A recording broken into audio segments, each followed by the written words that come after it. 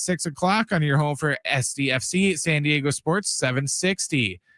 If you know, you go at Superstar Car Wash. They're proud to have over 550,000 members. Be in the know and try what everyone loves today. Text Super CA to 27800 to get 50% off their best wash. Terms and conditions apply. Getting you all set for that drive home. Let's just start the show. Here's John and Jim. What's going on, San Diego? John and Jim on a Wednesday. Very good show lineup for you today. Kevin Acee, our Padres insider, going to join us in the 5 o'clock hour, 5:30 to be exact. A bunch to talk about, as Brent just mentioned there. ABS is coming to baseball. Not any games that matter, but to the All-Star game. We'll talk about that coming up later in the show. Also, some interesting comments from Deion Sanders about a potential salary cap in college football. We'll talk about that, but we'll start with the Padres. Last night, another 1-0 victory. Brent, if you don't know the stat of the 1-0 victories, right? Okay. No. So just give me your best guess. How many 1-0 victories do you think this team has had this year? Oh, God. Just this year? Just this year. I'm not going to say like the entirety of the franchise. Just this season, 1-0 victories, which is very hard to do, by the way. 7? You're not far off. That'd be an insane amount if they had 7. They've had 5 this year. Okay. They've had 5 1-0 victories. Last night, they won 1-0 against the DBacks without having a single runner in scoring position. Not one runner in scoring position the entire night. So a team that can't hit with runners in scoring position, they won a game without having any runners in scoring position. And that was all because of Luis Arias hitting that home run late in the game. He is the, I guess, deemed hero of the night. But when you look at last night and you look at the heroes of last night, you got to, I think, start with 1, the pitching, 2, the defense. And then obviously Luis Arias, without him, they might be still playing right now. But, you know, watching the game last night and now this being the 5th 1-0 victory this team has had this year, it kind of just dawned on me like this is who they are. And for everybody getting upset about this offense and waiting for this offense, I would just probably not hold my breath. They'll have moments this season for sure where they put up runs and they might have a stretch, but overall, the team last night that won that game, 1-0 again, great pitching, great defense. That's their calling card. The Padres are a pitching defense first team with an offense that is as inconsistent as you could think. And looking at some numbers, again, Kevin Acee in his newsletter today, we'll talk to Kevin at 5:30 here on the show.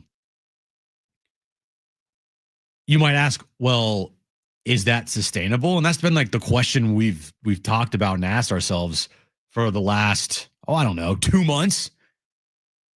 Is this sustainable? And the easy answer is no, it's not. And then you watch last night's game and you think to yourself, you know what? Maybe it is sustainable. Maybe they can win games, 2-1, 1-0, 3-2, and they can make the postseason. Well, if you're thinking that, I got some news for you. So since 2000, this was in Kevin's newsletter today. Thought this was very interesting. 16 teams won at least 49 of their first 91 games, and they had a lower run differential than the Padres currently have, which is a +10. Okay? So let me repeat that. 16 teams since 2000 have won at least 49 of their first 91 games that had a lower run differential than the Padres at +10. Only 7 of those teams ended up winning more than 84 games. So that's not a great percentage for a team that doesn't score a bunch of runs. I mean, take out the 21-0 game against Colorado. This team has a negative run differential. it's not sustainable. But man, they're going to try their hardest to see if it is. They're going to try their hardest to see if this is going to be sustainable or not. And when you get great defensive plays like you got last night from Jackson Merrill and Fernando Tatis Jr., you might be thinking to yourself, like, yeah, they could do this. Just pitching and defense. You need a little offense. I mean, I got one run again last night. Merrill Kelly looked dominant. Now, he made one mistake, and that was to Luis Arise. And Jackson Merrill, for all of his struggles at the plate, has been playing great defense this year. Fernando Tatis Jr., for all of his struggles at the plate, when's he going to get going? When's he going to get going? Well, guys, he's probably like, this is who he is now. He is not a player like we saw in 2021. Luckily, his defense is just that good that it makes him a very valuable player, even with the struggles he's had on offense. And last night, it showed, as Mike Schultz said post-game, winning games by any means necessary, finding ways to win games that, hey, we can't score runs. We got to play exceptional defense. We have to pitch our ass off. We have to have an exceptional bullpen. And that's what they have. They have an exceptional bullpen. Nick Pivetta has turned into, he's the ace of the team, which is kind of crazy. When they signed Nick Pivetta in the offseason, you're thinking to yourself, oh man, this is a great number 4 starter for this team. He's turned into the ace of the team. Not like because, he's pitching and having this amazing season. He's having a great season, but it's almost because everyone around him is either hurt or having a down year. And so Nick Pivetta has not been vaulted up into, hey, you're our number 1. Did the Brewers just walk off over the Dodgers? That's funny. They did. They just walked off. Dodgers have now lost 6 in a row. But back to, oh man, off Tanner Scott too, of all people. But back to the point of this is who this team is. Like, it's just watch last night's game. They're a pitching first, defense first team that has to, scratch and claw to get just enough runs across to win games. And it kind of is working right now, but in the long run, you think to yourself, yeah, this is not going to work, especially when you look at the numbers. Padres have scored the 8th fewest runs in baseball. There's not another winning team in the bottom 12. So when you look at the teams that scored the least amount of runs in baseball, Padres are in that bunch, and they're surrounded by all losing teams. So you're kind of wondering, that doesn't sound right. The Padres are a team with a winning record right now, 49-42. Yet they don't score runs. They have big names in their lineup that are all underperforming. They have a ton of one-run games. They have 5 1-0 victories this year. Can they take this and bottle this up and make a postseason? Well, they're going to try their hardest to do that. They are trying to defy all the odds here against them to make the postseason by being one of the worst offensive teams in baseball. Has it been done before? Sure. But is it realistic to think that this team with this type of offense can just bank on, hey, great pitching performances, great defense from guys like Jackson Merrill and Fernando Tatis Jr. every single night, and great bullpen?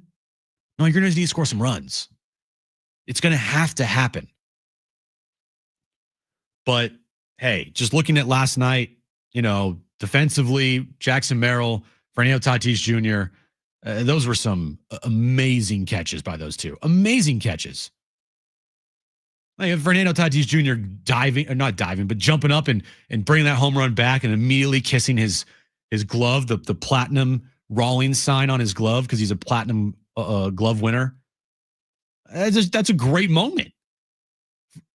Jackson Merrill making that home run, robbing that home run. That's a great moment. I tweeted out, man, the feeling of robbing a home run must be one of the coolest feelings ever. It's like I'm never going to be able to feel that feeling. You know, in baseball, you can't dunk on somebody. That kind of I feel like that would be what it feels like. I just dunked on somebody by robbing a home run. You know, Jackson comes down with the ball, starts running into the dugout, and then casually holds his glove up with the ball in his hand. Like, that must be like an amazing feeling to have. What I would give to have that feeling.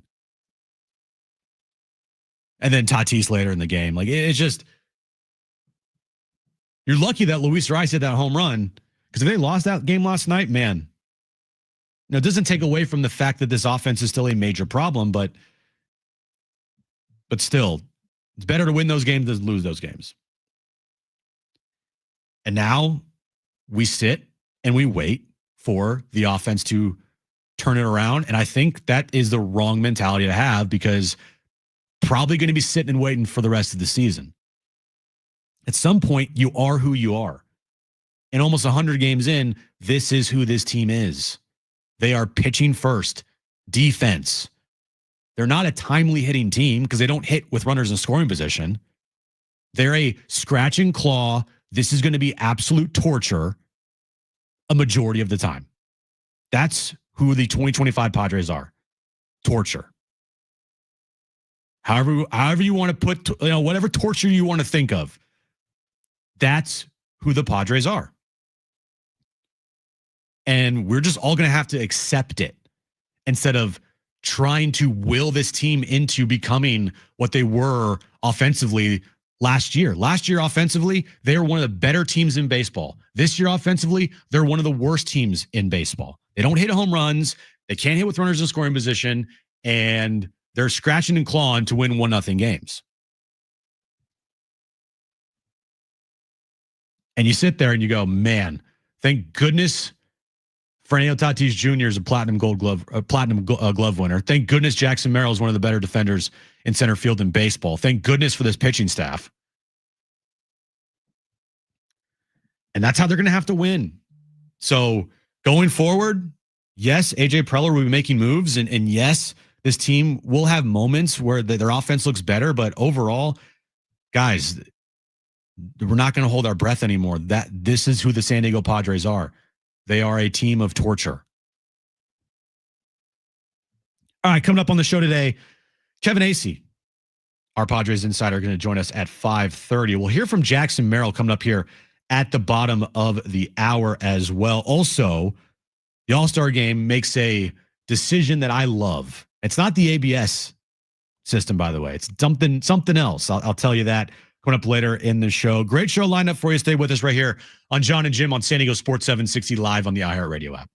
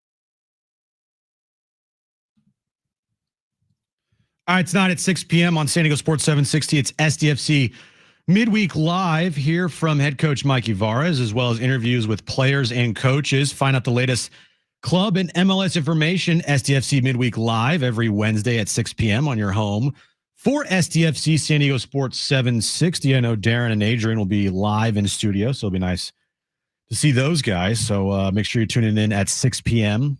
for that. All right, so tonight, Padres, DBacks, game 3 of their 4-game series. They're kind of right on schedule here, this homestand, of what I wanted to see them do, which is at worst go 6-4. Anything better than that, that would be great. But, 3-2 right now on the homestand. You finish 6-4. You're 8 games above 500 heading into the break. AJ Preller is going to be making moves. And you're in a much better position going into the break this year than you were last year, even though I would say that the concerns of this year's team compared to last year's team,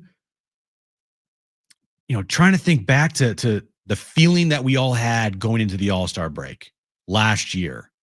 And I know it wasn't good because they lost 6-7 heading into the All-Star break. They were 1 game over 500.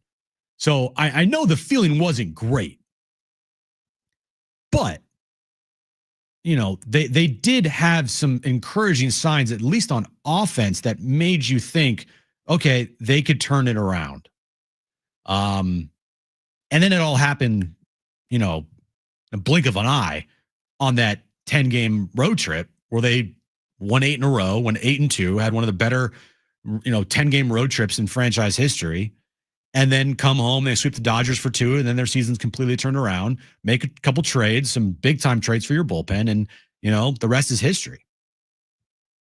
Can we see that from this team this year? You would think there's going to have to be at least one more stretch this season for this team where they win like 8 of 11 or 10 of 13 to really catapult their way into a postseason.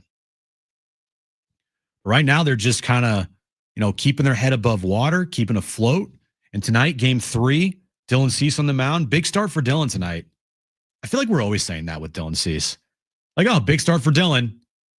We said that for him, and I want to say his last at least 5, 6, 7 starts. Like, oh, big night for Dylan Cease. And then it turns out to be same old, same old. Looking at Dylan's last couple starts here, they've been fine. Nothing like to be too excited about. Actually, it's the opposite. It's pretty discouraging. His last start, 6 innings, 4 runs, 4 innings, 3 runs, 3 of them were earned. June 21st was really good. 6 2/3, only giving up 1 run there. I think that was against the Dodgers, right? No, it was against Kansas City, my bad. And then 5 innings, 6 runs. Like, he's got to be more consistent. So tonight, once again, big start for Dylan Cease. Yeah, it is every time out. It's a big start for Dylan Cease. I'm sorry, when guys like, Michael King are down with an injury and Yu Darvish is trying to find his footing, the only way this team is going to go on a little mini run before the All-Star break, like Dylan Cease tonight, got to be better. Now, this is, I believe, his last start before the All-Star break. Maybe the time off will help him. Maybe the time off will help a lot of these guys, like Jackson Merrill, Xander Bogaerts, even though he's been better of late. It's always fun. It's like, oh, well, Fernando Tatis Jr. has been better. Okay. Yeah, he might be better, but like at the same time, we're all expecting something completely different. So, there you go. See, I said at the start of the show that the Brewers walked off the Dodgers because I saw it in our chat, but they actually didn't. They just tied it up. Now they officially walked off the Dodgers. Did you just have like a Final Destination moment? A little, not really. Well, like seeing the future. Like, yeah. Whoa, saw the future. Are we behind here? No, we're live. Okay, because we have like a million televisions in our studio. Because when you said it initially, I kept looking up. Well, like, when are they going to walk it off? When are they going to walk it off? Right. And I was like, how far behind are you, Fletch? And then the TV was like, oh, it's live. Never mind. So the Dodgers have now lost, what is it, 6 in a row? 6 in a row. You know, I really don't want to talk about the division, but I will. I mean, you're 6 back. You win today, you're 5 back. A couple of weeks ago, after that, you know, really bad couple of weeks for the Padres against, you know, division opponents, you're like, okay, this division, there's no shot. But hey, I mean, the Dodgers have now lost 6 straight. You win tonight, you're 5 back. Bunch of time left. Still, I'm more worried about what the Padres are doing right now than what the Dodgers are doing. You just let those things play out and see where the chips fall.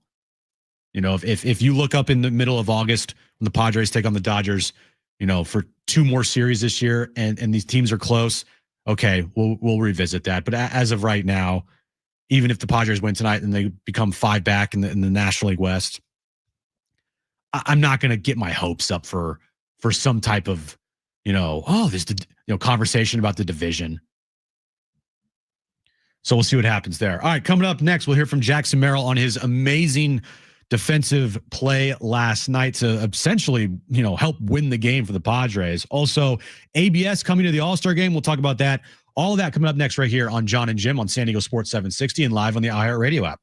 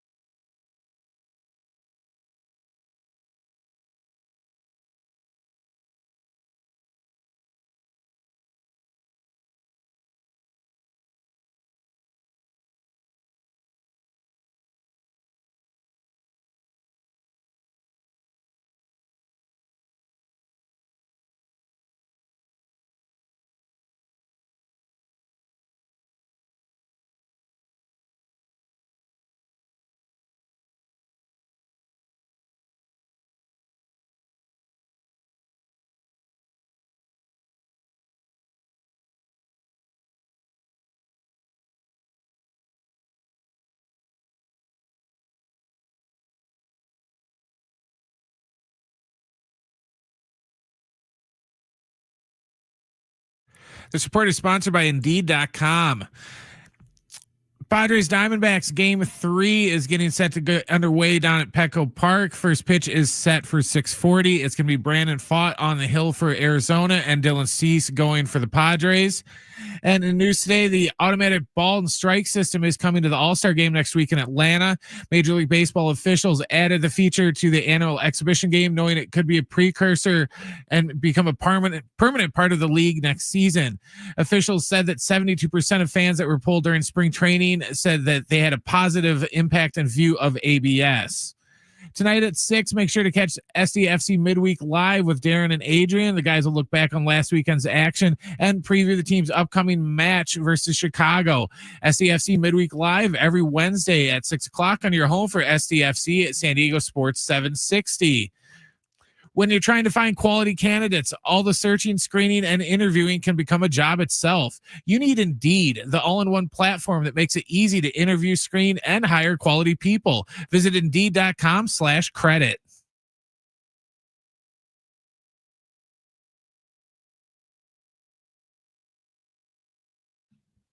All right, back here on John and Jim. So this morning, was it pre-sale tickets or was it actual tickets to the pre-sale tickets? Okay. Actual public tickets go Friday. Okay. So pre-sale tickets went on sale this morning for WWE Survivor Series War Games at Petco Park. Now, you texted me early this morning because they went on sale at what, 8 a.m.? Actually, Mr. Not Here Slacker, John texted us first that somebody sent him something, and then I responded because I checked because I got put on the pre-sale list, so they sent me the same thing that John sent us. But yeah, John of all people, Mr. WWE John Schaefer, he was the first one that sent it because I saw the text first, and then I did get a DM from AN on X giving me the promo code for the pre-sale. And let me just say this. Tickets for WWE events are, they are not cheap. I thought it was going to be worse, honestly. Really? Yeah. I thought it was going to be like, you said the cheapest ones you saw in the nosebleeds were like $145. I saw some pretty decent ones for like $200, but I thought it was going to be, $200-$300 just for nosebleeds, and $145 is still a lot, but still, it's not as bad as I thought it was going to be. I almost pulled the trigger. I was very close. If I had the funds, I would have. I asked Erin, because I haven't talked to her about this yet. I go, hey, are we doing anything because that's Thanksgiving weekend? Yeah. So Thanksgiving's that Thursday. And I go, are we doing anything that weekend? Because, our family, we don't have any family here in town. So it's either we have to go to them or they come to us, and there's been no plans of them coming to us this year. So we were thinking maybe we would go travel up north. Going back east might be pretty difficult, but I asked her, she goes, no, not that I know of yet. So I was like, do I pull the trigger? Because if I pull the trigger, then we have to stay in San Diego. Yeah. So like that was my biggest issue this morning with getting tickets to the event was, all right, if I buy these tickets, then there can't be any plans of us going up north for Thanksgiving.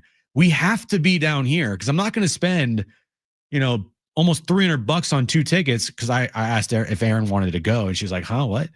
And I whatever. But yeah, if I bought tickets, then there goes my plans for Thanksgiving. So I did not buy the tickets. I saw a lot of people on social media did. That is an event that I would definitely like to go to, because I think that would be a cool thing to see at Petco Park, a WWE event, the first outdoor live event here in San Diego for a WWE event. That hasn't happened here before. No. Unless I'm mistaken, right? No, if I would have had to have not got tires 2 weeks before, then I would have been they're not that bald. Yeah, that's fine. So hopefully, if you wanted to go to WWE's Survivor Series War Games, hopefully you got tickets this morning. Now, if I'm looking right now, Brent, if I just go to Ticketmaster. The layout looked pretty cool. They had the setup of where the layout looked amazing. So it looks like it's going to be pretty cool. They're going to have the wrestlers will make their intros and everything through the dugout, which just could be pretty cool. And with the giant video board, if you're going to see everything, it's not going to be like, I can't see anything. Yeah, it should be cool. All right, so let me just check here to see if the tickets have gone up. So last I checked, they were about $145. All right, to go to War Games. Right now, what's the promo code? Hold on, Yeah, that was mine too. Yeah. I think that was everyone's promo code. All right. So right now they've gone up a little bit. The cheapest ticket to get in is $157. 2 tickets, $315. So they're probably going to go up. So good luck. If you want to sit right next to the ring, you're going to have to spend a whopping $570. That still isn't that bad. For most WWE events, I've seen way worse. You're right. Yeah. I've seen like add another for one of the big 4 pay-per-views. That's 500 isn't that bad. Now it looks like they're cutting off half the stadium. Doesn't seem like the entire stadium is going to be available for purchase. It's just like between the first base side and the third base side. Doesn't look like the outfield's going to get tickets. Doesn't look like they're going to put stands out there. Looks like they're just going to have. They did have a small section, but it's not going to go out as far as the outfield. It looked like it was going to be kind of like on the edge of the infield dirt. Okay. But they're not going to have too many people. They'll probably just black it off. So, I mean, I would like to see them open it up to every part of the stadium, but I get it because if they didn't sell out, you would have just they want to make sure that all the fans are in the camera view. So when the camera's on the ring, it shows all the fans. And then they won't have like little mini pockets of fans around the ballpark. My guess is what, 28,000, almost 30,000 people, maybe, depending on how many people are going to be. It depends how many by the ring. Yeah, it depends how many people they can cram in down in the infield. Right. Still, that's a really good number. I know that they have the WWE events at Pechanga a lot and Sports Arena, and they get about 10 to 11,000. Those things sell out. So, I mean, WWE is hot right now. Petco Park's having some pretty cool events. They got the Savannah Bananas coming to Petco Park. They also, WWE. We'll see if the Padres can have a postseason game at Petco Park this year. So we'll see. But if you wanted to go to WWE War Games, tickets will be available to the public on Friday, and their pre-sale is happening right now. So I think I think you and John should campaign to get an at bat in the Bananas game. It's not like it's real baseball anyways. No, they won't care. Yeah. They're probably like, sure, we're going to let some kid bat anyways. You guys can do it. I was thinking, who is going to be like that special guest for the Savannah Bananas that has a tie to the Padres or San Diego, because that's what they do. They go where they have games, and I just saw like in Kansas City they had Eric Hosmer come out with them and have like a special at bat. My guess, because it's happening in September, my guess, like Will Myers. People like Will Myers here. Will Myers be a special honorary Savannah Banana? Trevor Hoffman get on the mound, be an honorary Savannah Banana? It's happening in September, so you can't have any current Padres players do it. I could see Trevor doing it. Trevor could do it, yeah. But my guess would be it's going to be Will Myers. That's my guess for the honorary Savannah Banana player at Petco Park. So a lot of cool things coming to Petco this year with the Savannah Bananas and WWE Survivor Series. War Games will be there in November during Thanksgiving weekend. All right, coming up next, we'll hear from Jackson Merrill on his amazing catch last night. Also from Fernando Tatis Jr. as well. And the All-Star game is finally doing it, Brent. I'll tell you what they're finally doing. Coming up next on John and Jim on San Diego Sports 760 and live on the iHeartRadio app.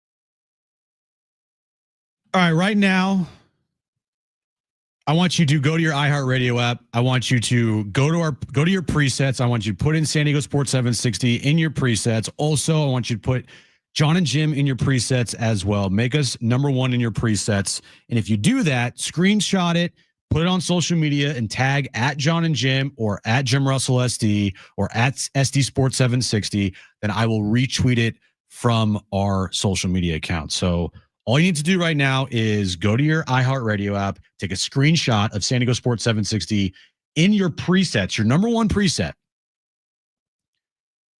Tag us on social media.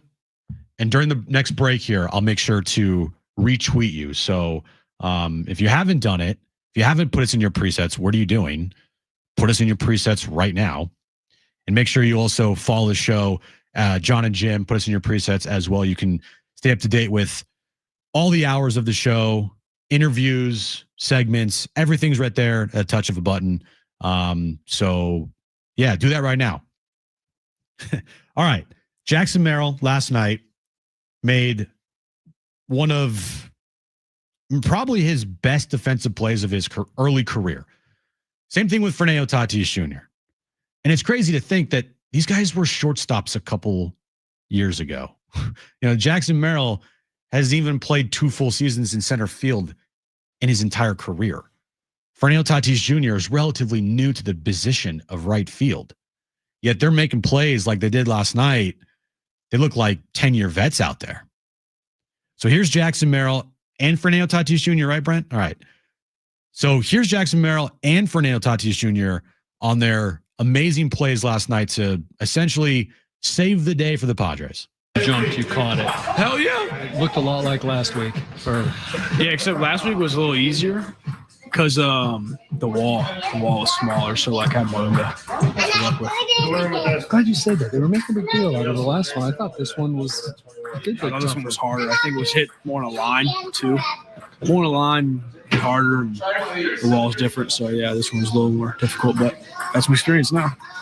Did you know, like, all right, I got this from the start? I kind of love those ones now because it's like last year when I would see those, it would be like, let's sprint really hard, get to the ball as fast as possible. When I get to the wall, I have to like slow up and put my hands on the wall. Now it's just like, no matter what, let's get there, slow down, and be ready to jump, catch it. You never know when it can just come back.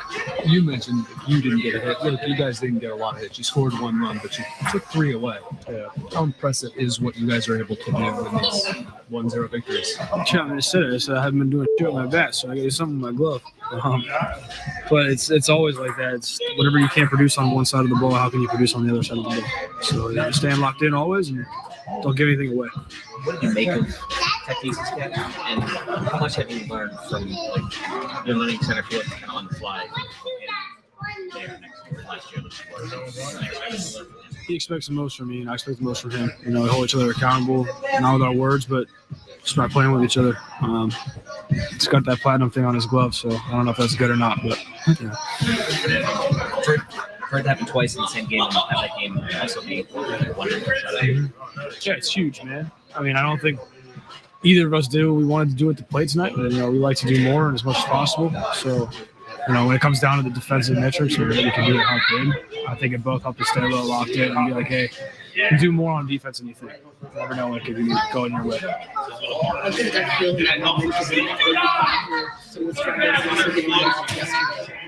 Yeah, I mean, nothing takes away from the annoyance and frustration of struggles. It sucks, dude. Like, it sucks. I don't know what I am for my last, 30, but it's not very good, and I know that. So, it's tough, but again, like I said, there's 2 sides of the ball. In every sport, there's 2 sides of the ball. So you got to be prepared to play one or the other at all times. Thanks, guys. Happy you made that catch. You can obviously do a lot of different things on the field. Like, where does robbing a home run, on your favorite things to do, where's that one right? It's pretty up there. I'm probably don't have a spot, but I definitely enjoy it because it's a really rare thing and it's really tough. And it's up there. You had a pretty good view of Jackson's 2 robberies in the last week. Where you get jealous and right field. So I better keep up. You know, yeah, better keep up, just like that. So this has been asked, but Arise's home run and just his consistency and the ability to come up big in those spots. How impressive has that been? And that's what he's capable of doing. You know, and he's one of the best hitters in the game, and that's what he's gonna do. Why do you think he doesn't do it more? Huh? Why do you think he doesn't hit for more power? He says he can. He can't. They probably ask him about that. I don't know. I just know he's a really great hitter. All right, I'm sorry. What was the question, Brent? Because you're talking to my ear. Kevin asked, or Marty asked a question about Arise and his home run, and Kevin asked a follow up. He said that Arise claimed that he can hit for power all the time, and he asked Fernando why he doesn't do it more, and Fernando just kind of laughed and just like, "Oh, he said that? Well, you ask him that." Like, I'm not saying nothing. Well, here's the thing. Luis Arise has 5 home runs on the year. Jackson Merrill has 5 home runs on the year, and Xander Bogaerts has 5 home runs on the year. The race is on to who can have double-digit home runs this season between those 3 guys. They're in a home run hive mind.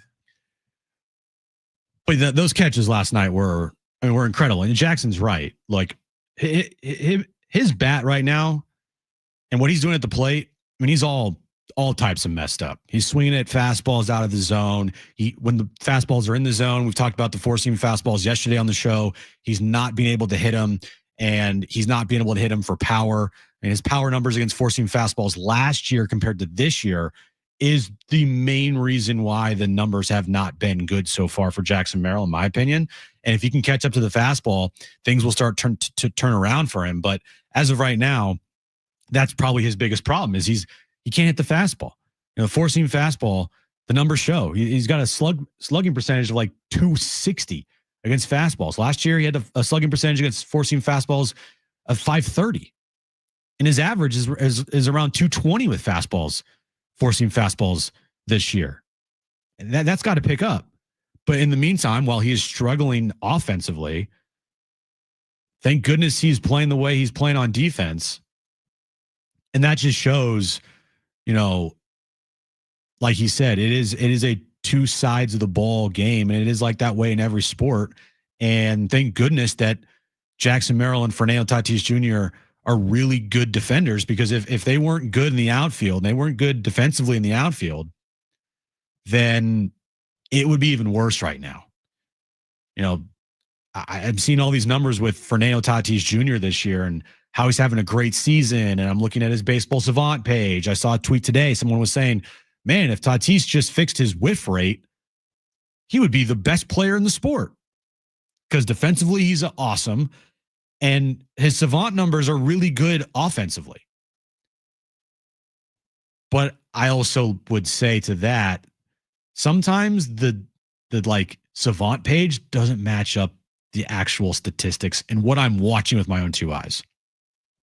But the defense has turned and made Tatis, who is, I guess now just kind of like I'm not going to say an above average offensive player, but he's kind of just an above average offensive player. It feels that way. I don't want to say that, but it feels that way. I don't know if he'll ever be great offensively ever again. So being a just above average player offensively with being a exceptional defensive player in right field, put all the statistics and all the analytics and all the numbers together, and that gives you the WAR he has this year, and that gives you a player that is pretty well-rounded. It's just you would love to see his offensive numbers actually meet where the standard has been set for Tatis for his career, which is, top 5 player in the sport offensively, and he's not anywhere close to a top 5 player in the sport. All right, coming up next, the All-Star Game is finally going back to something that I have been wanting to see for a long time. Also, we'll get to your phone calls. I see you waiting online there, Marcos. 877-767-4760 if you want to weigh in today, 877-767-4760. Also, text line is wide open, guys, 70470. Start your message with team. Also, we are on YouTube. Just search out John and Jim 760. The chat is always open. there as well. But we'll get into the All-Star game coming up next. Stay right here on John and Jim on San Diego Sports 760 and live on the iHeartRadio app.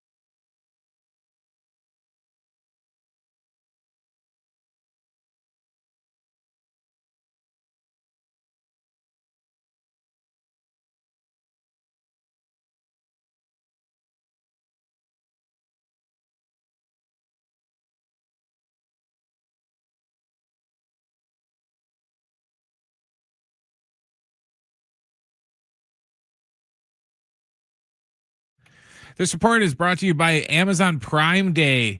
The Padres and the Diamondbacks are back at it tonight at Petco Park. It's going to be Brandon Pfaadt on the hill for Arizona and Dylan Cease going for the Padres. First pitch is set for 6:40. The automated ball strike system is coming to the All-Star game next week in Atlanta.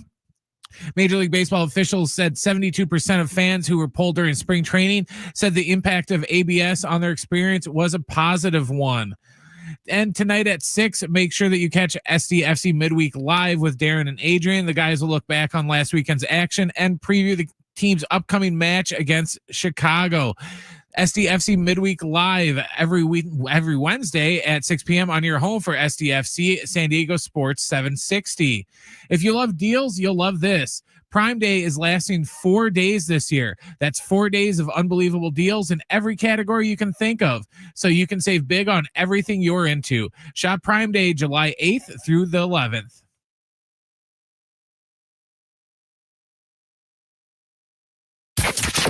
Getting you all set for that drive home. Let's just start the show. Here's John and Jim. All right, hour 2 of John and Jim here on a Wednesday. Kevin Acey is going to join me at 5:30. We have the wrap as well. Also, we have tickets to give away once again to Incubus at the North Island Credit Union Amphitheater, Saturday, July 19th. We're not giving away those tickets right now. We'll give those tickets away later in the show, so continue to listen for that opportunity. But right now, let's go to the phone lines, 877-767-4760. If you want to chime in, go to Marcos on line 1. Marcos, what's up, man? How you doing? What's up, guys? So last night was real fun. I just wanted to really use that as an example to all the doomer sellers. This is why we're not selling. Last night, we brought the energy back a little bit. Now, it didn't give us amnesia about, the last 6 weeks, but what it did do is show us that we could bounce off of each other with energy, and all of our guys could step up when they need, hand it to the bullpen. It was a battle last night on both sides, and I'm happy with that. And let's just keep building off that. Thanks for the call, Marcos. Appreciate it. Yeah, last night was a grit squad type of win for the Padres. It's a win. It was a very good win. Absolutely. Great pitching, great defense. You got the timely hit from Luis Arraez. I just don't think this is sustainable. I don't think that you can keep doing this throughout the entire season and expect to not only make the postseason, but to go far in the postseason. You can do that right now, but at some point you're going to have to turn that corner offensively and start putting some runs on the board at a consistent clip. Don't get me wrong. I agree with you, Marcos. Absolutely. Last night's win, it was a great win. Great pitching from Nick Pivetta. The 4 horsemen come in and they just shut the door. Morhone, Estrada, Adam, and Suarez. And then those 2 just incredible catches from Tatis and Merrill. And then you got the home run from Arraez, but can't do that every night. That can't be every night. Even though it feels like this team is going to do this every single night. They're just going to be it's just torture. And that's what the 2025 Padres are. What do you got, Brent? I was going to say that they can't do it every night. They proved last year in the playoffs that they can't. Because, that's kind of what was their MO was a little bit last year. And then they ran up against the 24 scoreless innings and it proved that they can't do that. So we kind of just have to hope that, baseball just kind of has lots of ebbs and flows with it and just hope that they're just in one of those spots now where they're just going to kind of struggle and then they're going to heat up. And we just have to hope that they heat up at the right time. And, hope isn't a strategy. Oh no! You ever hear that before? Hope's not a strategy, and I do feel at times talking about this team's offense this year, it feels like a lot of deja vu from 2023. 2023 was kind of in the same boat of, well, this team will get it going because they have too much talent on their roster. They have too much talent in their lineup to just not have a stretch where they are hot, to not have a stretch where their offense finally kicks it into gear. They're too talented. And this team is very talented. They have over $1.3 billion invested in this lineup. And to think that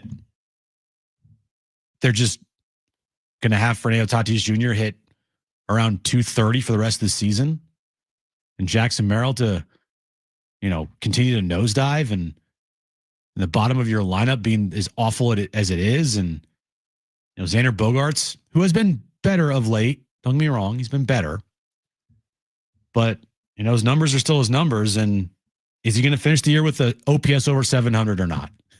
Is he going to have double-digit home runs or not? Is he going to drive in 75 RBIs, 75 runs in a season with the Padres one time or not? So hope isn't a strategy, and they have to figure it out offensively. But that doesn't take away from last night being a really good win. All right, so the All-Star game next week. And, 4 Padres are in the All-Star game this year. Suarez, Adam, Tatis, and Machado. And one thing about the All-Star game the last, 5 seasons, I want to say, that has really bugged me, and it's bugged everybody. It's not just me. It's a majority of people that watch the game that are baseball fans, that it's just, why are we trying to have some weird, funky jerseys that Nike's just making to sell, and they're all god awful, and not one year have they had good jerseys during the All-Star game? Why can't we just do what has been done in the All-Star game forever, which is the National League and American League wear their jerseys, and whatever ballpark the game's in, if it's in a National League ballpark, then the National League wears their home jerseys and the American League wears their road jerseys, because this year the game's in Atlanta.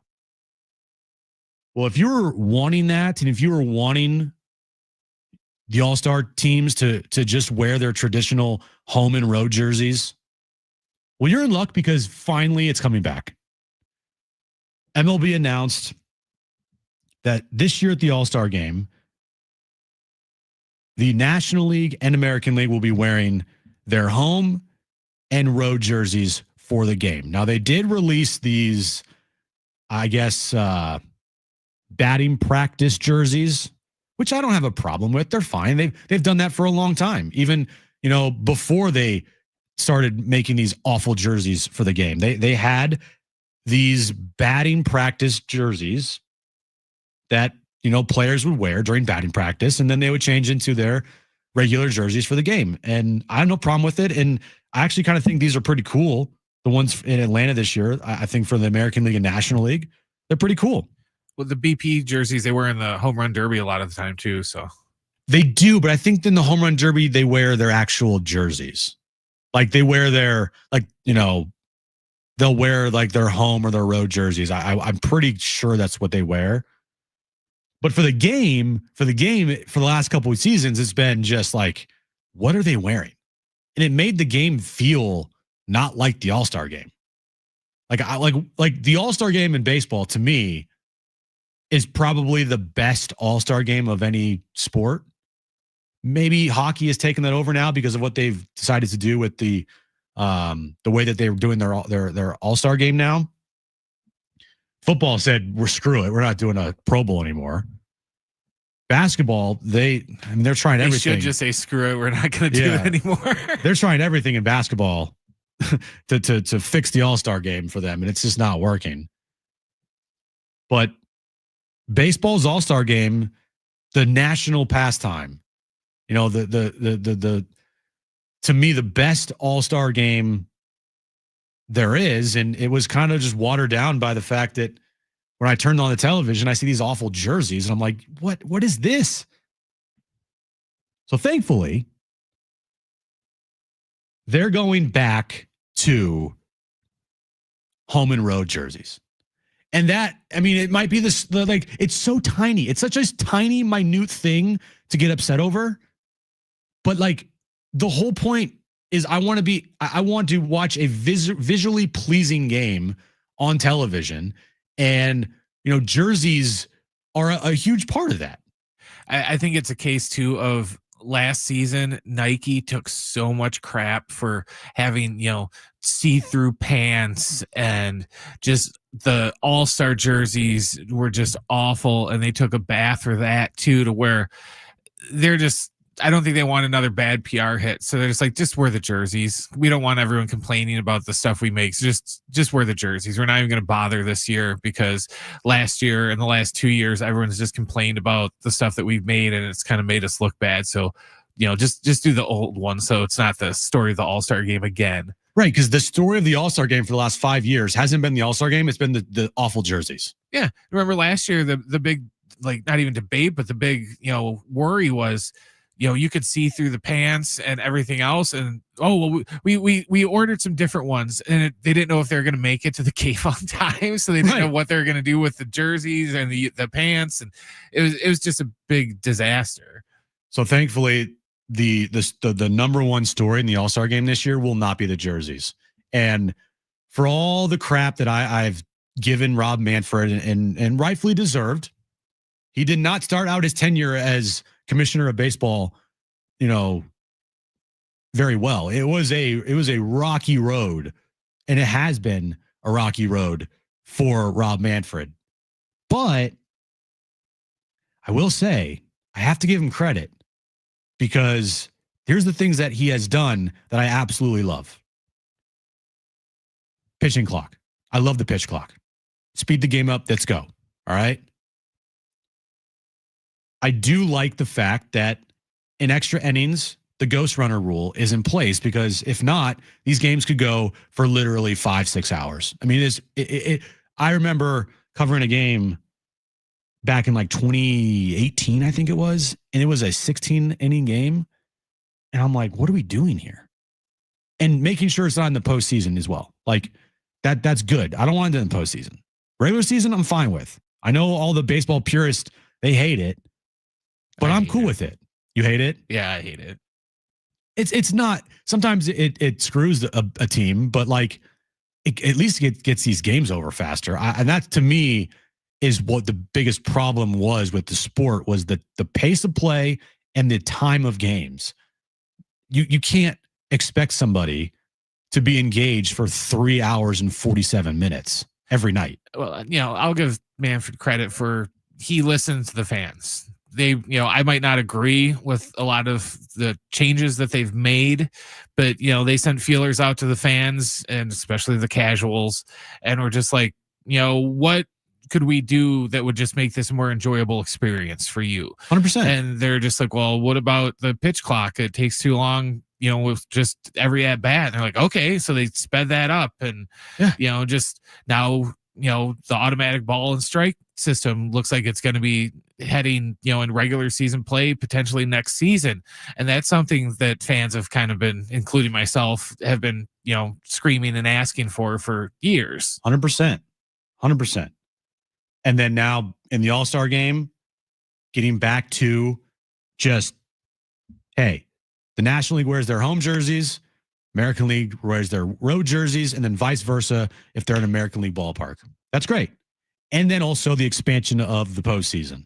Adding the extra wild card team gives, at least 4 to 5 more teams in baseball hope to make the postseason. And it creates urgency at the end of the year. And it has more parity and more opportunity for other teams in baseball to make the postseason, where in years past, if there was only, one wild card instead of 3, teams like the Giants, the Padres, and, the Phillies, and, none of these teams would have a shot, especially in this division in the National League, in the NL West. Padres would never have a shot because the Dodgers are always going to win the National League West. Now, I know the wild card was, implemented with Bud Selig, but the expansion of it, I think, is great news for the Padres going forward. And that has been the case for the last however many years. All right, coming up next, more on the All-Star game. It's not just the jerseys that are changing. It's something that they are implementing in the All-Star game this year that hopefully will be put in place come the regular season next year. Also, the Wrap, Kevin Acee joins me at 5:30, and we have Incubus tickets to give away as well. Stay with us right here on John and Jim on San Diego Sports 760 and the live on the iHeartRadio app.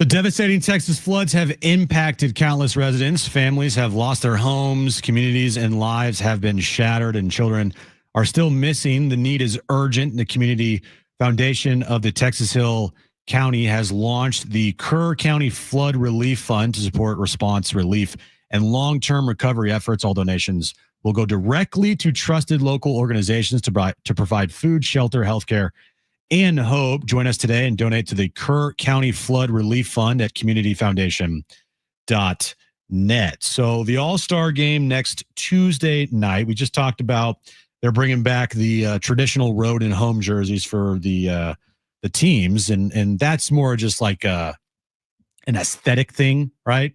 Cosmetic, yeah. Yeah, it's like, hey, this is just like the look of it. But one thing that was announced today that they're bringing to the actual on-field play is something that I think should already be in baseball, and that's automated balls and strikes. You've been mentioning it in your update all day. ABS is coming to the All-Star game next Tuesday. It's a glimpse into what it will look like going into next year. And then my first question is, why not just have it for the rest of the season then? If it's going to be put in the All-Star game, why not have it for the rest of the year? Now, I would guess is because they don't have every single ballpark equipped with the necessary technology to run ABS, but still, I think they could figure it out. I don't think it's that difficult to do. I think it's just a case of they don't want to start it mid-season. So I think they just want to start it from, opening day and just go the whole season. They don't want to go, because technically everyone thinks the All-Star break is like the halfway point, but it's actually like about the 60% point. Yeah, it's of like the that season. game number 100 will be like next weekend or something. Yeah. So I think it's kind of one of those things instead. And I get that. And I understand it. I'm not going to make a big fuss about it because as long as it gets implemented and put into place next season, that's all good. That's all I care about. Like, get it in as fast as possible. Because it's only going to help the game. I was praising Rob Manfred last segment. I'll praise him for this again. Like ABS, pitch clock. I like the ghost runner at second. Some people don't. Expanded postseason, right? To me, it's only going to make the game better. The pitch clock has already made the game infinitely more watchable from a standpoint of I don't have to spend 3.5 to 4 hours of my night every night watching baseball to where only 2 runs might be scored. Let's go, pick up the pace. And that's exactly what they did. So ABS getting in play, putting in place next Tuesday at the All-Star game. Look, my big cry for them to just go to the ABS forever has just been that I want more consistency. That's the one thing that drives me nuts in baseball. You can have whoever the home plate umpire last night was, you could throw a pitch on the corner and he'll say that was a strike. 2 innings later, the same pitch will come in at the same spot and now it's a ball. Yeah. And then it's going to vary too for whoever the home plate ump is tonight. He might, those pitches that were called strikes last night, now tonight they're balls. And it's just like, as a batter, that just has to be so frustrating to just not know what the strike zone is ever. And just to have it fluctuate every day on what is a ball and what is a strike instead of, pitch track and everything. Okay, here's a little square. Anything inside the square is a strike. And so I'm happy that this is coming. This is long overdue. Long overdue. I completely agree with you. I don't know how it's going to officially work. My guess is because Mike Show got rung last night. He got thrown out last night for arguing balls and strikes. To me, that ejection by Mike Schilt was hey, I need to fire up my team ejection. I don't think that was an ejection where he was like at his wit's end with the umpire for, not calling correct balls and strikes. I think that was hey, I need to try to light a fire under my team's ass because the offense right now needs to pick it up. I think too, there's a chance that once this gets instituted full time, that we're going to see less arguing about balls and strikes, because it's going to be kind of like, I don't remember what the commercials were for. I think it was for like Geico or something. Or like, hey, did you pack the suitcase? Oh, I thought you said you're going to pack the, let's check the replay. And then it's like, well, now that they're going to actually be able to check the replay, guys aren't necessarily going to argue it as much because they know it's going to be computer tracked and it's not just going to be based off, whatever dude is behind the plate tonight. The thing with replay, and don't get me wrong, thank goodness replays in place in baseball, but it's not entirely 100% foolproof. Like there are times when the replay shows one thing and then it's completely called differently when the umpire, says the ruling. I mean, perfect example earlier this year when I believe it was Willie Adames in San Francisco, and he dives back to second. He's clearly out. He's not even close to the bag. And yet when it went to replay, they still deemed him to be safe. So while replay is good to have in the sport, for sure, it's sometimes it's just, it doesn't always, I feel like, 100% work all the time. So now I'm curious, will ABS, without however many times a team can challenge and however many teams can call for a replay of a ball or a strike, how accurate is it going to be? Will this take away? I don't think this will take away pitch framing from the sport, from catchers. But at the same time, all the ball has to do is just catch a part of the zone, and regardless of how the catcher receives it. And if they want to call for a replay review there, I'm sure there'll be some instances where players are not happy with the overturn ball into a strike with the ABS in place. But the main thing is the borderline pitches, and those I'm sure won't be used to challenge that much. It's the pitches that are like 5 inches off the plate. Umpire calls a strike. We're all sitting here like, what the hell is going on? And that's the calls you'll see be challenged. I think it'll be used similarly to the way the NBA uses the challenge the foul rule. If somebody gets, they're not going to waste it. It's too close to call. If something happens in the first quarter, they're not going to waste it because they're going to save it for later in the game. I think it'll be kind of similar to that's how they're going to use it in baseball. Yeah. All right. Coming up next, Padres lineup has come out. We'll go over that. Kevin Acee is going to join me at 5:30. Stay with us right here on John and Jim on San Diego Sports 760 and live on the iHeartRadio app.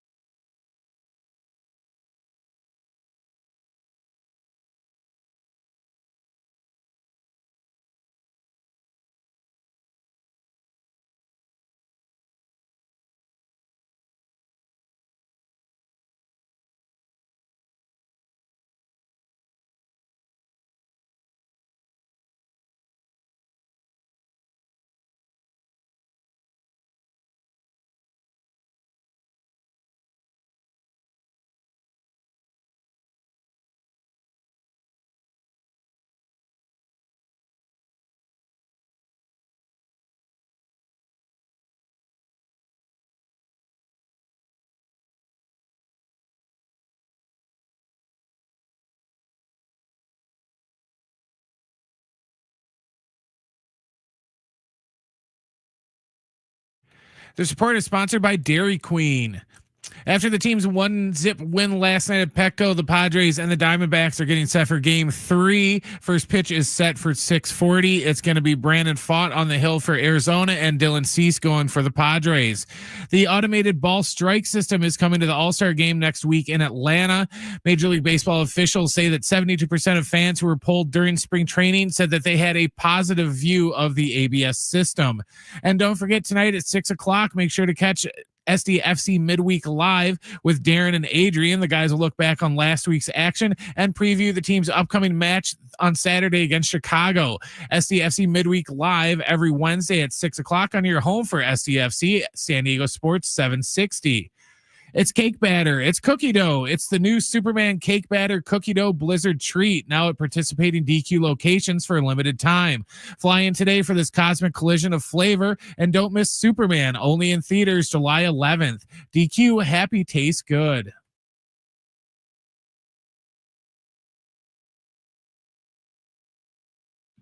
All right, back here on John and Jim. Padres lineup is out tonight. No big changes in the lineup. I believe it's the same lineup as last night, just different 8-9 hitters in the order. Tatis, Arise, Manny, Sheets, Merrill, Bogarts, Cronenworth, Bryce Johnson, who, I mean, hey, bro, let me tell you something, Bryce. Come here, listen. If you get put in the game as a pinch runner, you have one rule.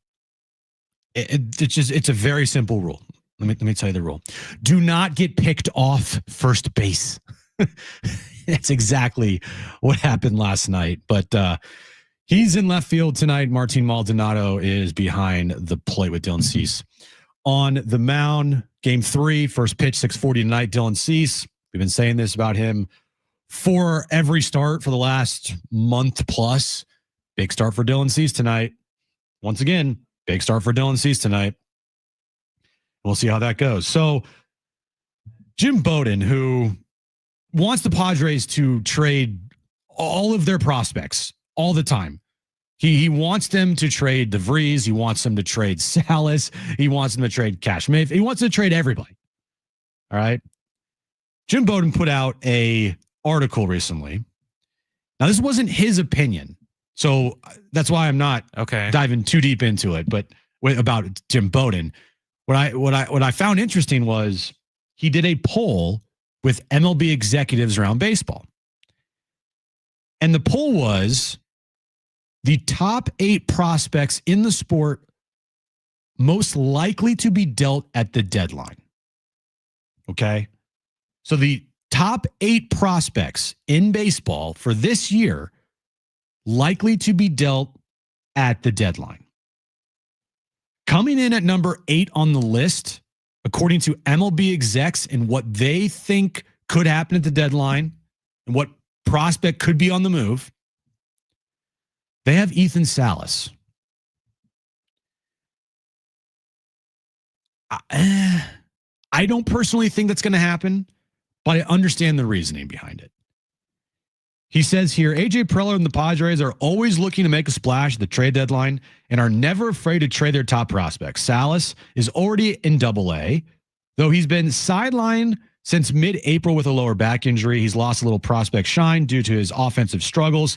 He's slashing a 221 average, 305 on base, and a 347 slug, over 800 appearances in the minor leagues, but has the time to figure it out. He says that he doubts the Padres will trade him unless they can get an all-star major leaguer in return who could help them win during this key window for their roster. I would agree with that. But it is interesting that MLB execs aren't afraid to put Ethan Salas' name out there as a name that, you know, they wouldn't be surprised and shocked by if they moved at the deadline. I think everybody here in San Diego, myself included, would be shocked if I see Ethan Salas' name in any trade that the Padres make at the deadline. It doesn't surprise me that he was the name that they mentioned, just because, like you said, he hasn't been hitting, and just his age, because it's one of those things. It's not like, you know, he's a year away from, you know, coming up to the show. He's still a year or two away from, you know, just getting up to AAA, and he's got a ways to go in his journey to get up to the majors yet. So I could see why he would be up there. I would be more shocked if it would have been DeVries. That would have like totally shocked me, because from everything that we've seen this season, he looks like he's going to be ready in the next, maybe next year, maybe 2 tops, opposed to Salas. It could be 5 years yet before he comes up. Yeah. Being a catcher in the sport, you don't just pop right away. Unless you're guys like, Buster Posey or even Santiago. Or even Pudge Rodriguez took a couple years before he truly popped into one of the best catchers in the sport. So it's interesting that execs think that Ethan Salas could be a name that, gets moved to the deadline. I think that's not going to happen. I just don't. I don't believe that Preller is going to trade either DeVries or Salas at the deadline. It just doesn't make any sense unless you're getting, like it stated in the article, unless you're getting an all-star player in return, but you're not. I know Jim Bowden desperately wants the Padres to trade both Ethan Salas and Leo DeVries for Sandy Alcantara, but that ain't happening. And a 7-run ERA. Yeah, like that's not happening. What they need is a couple just average players to replace the way below average players on this team, like Martin Maldonado and Bryce Johnson hitting 8-9 in your lineup tonight. I'm not saying it would completely fix the entire offensive struggles, but it will help.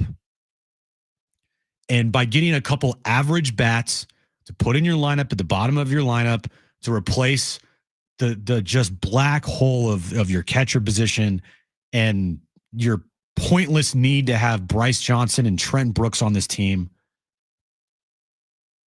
won't cost you Ethan Salas or Leo DeVries. Those guys, you would trade those guys only for all-star players, or attempt to trade those guys for only all-star players.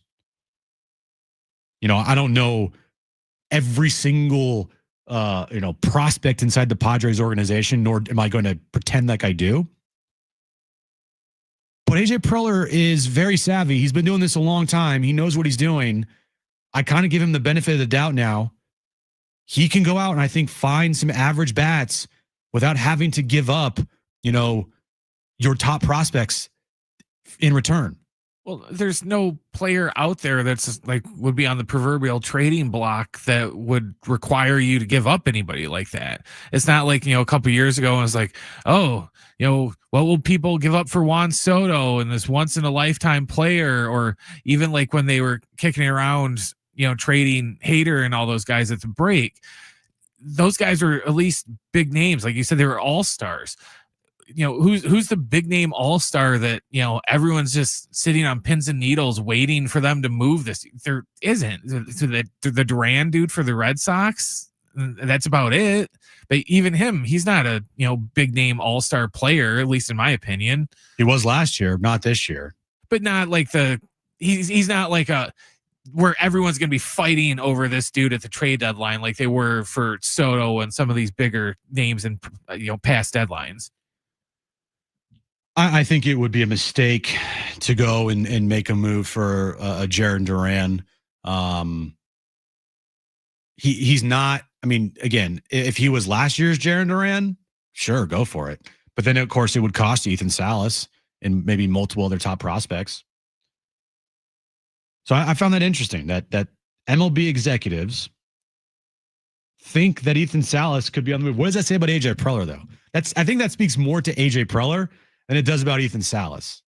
Because even here it said, yeah, I doubt that the Padres will trade Ethan Salas. But MLB executives are like, dude, AJ Preller, he's a wild card. He could literally trade anybody at any moment, regardless of prospect ranking or not. So that just speaks more to AJ Preller and his gunslinger mentality than I think to, Ethan Salas and what he could get you in return. All right, coming up next, Deion Sanders. Deion.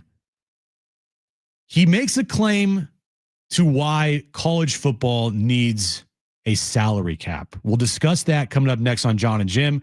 right here on San Diego Sports 760 and live on the iHeartRadio app.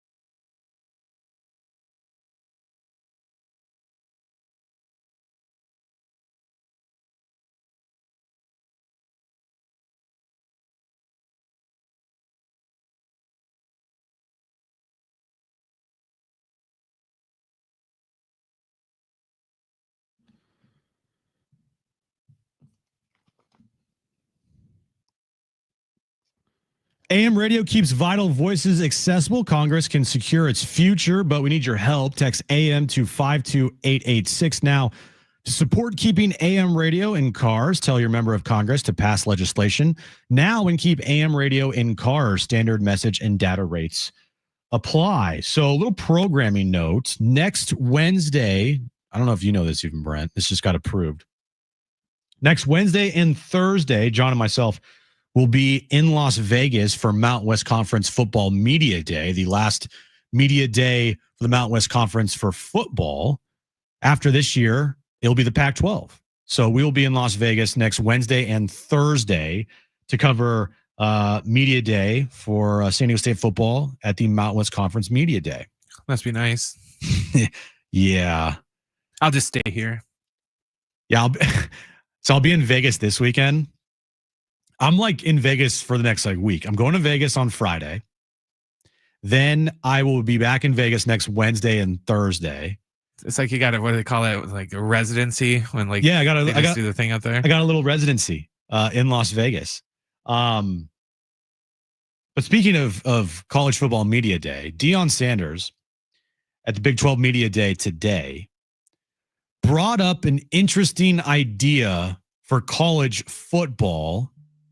You'll hear what he had to say. We'll discuss. Here's what Deion had to. You don't have that? No? Oh. See, I thought I put sound in there. My bad. Okay, well, I don't need sound to tell you what he said.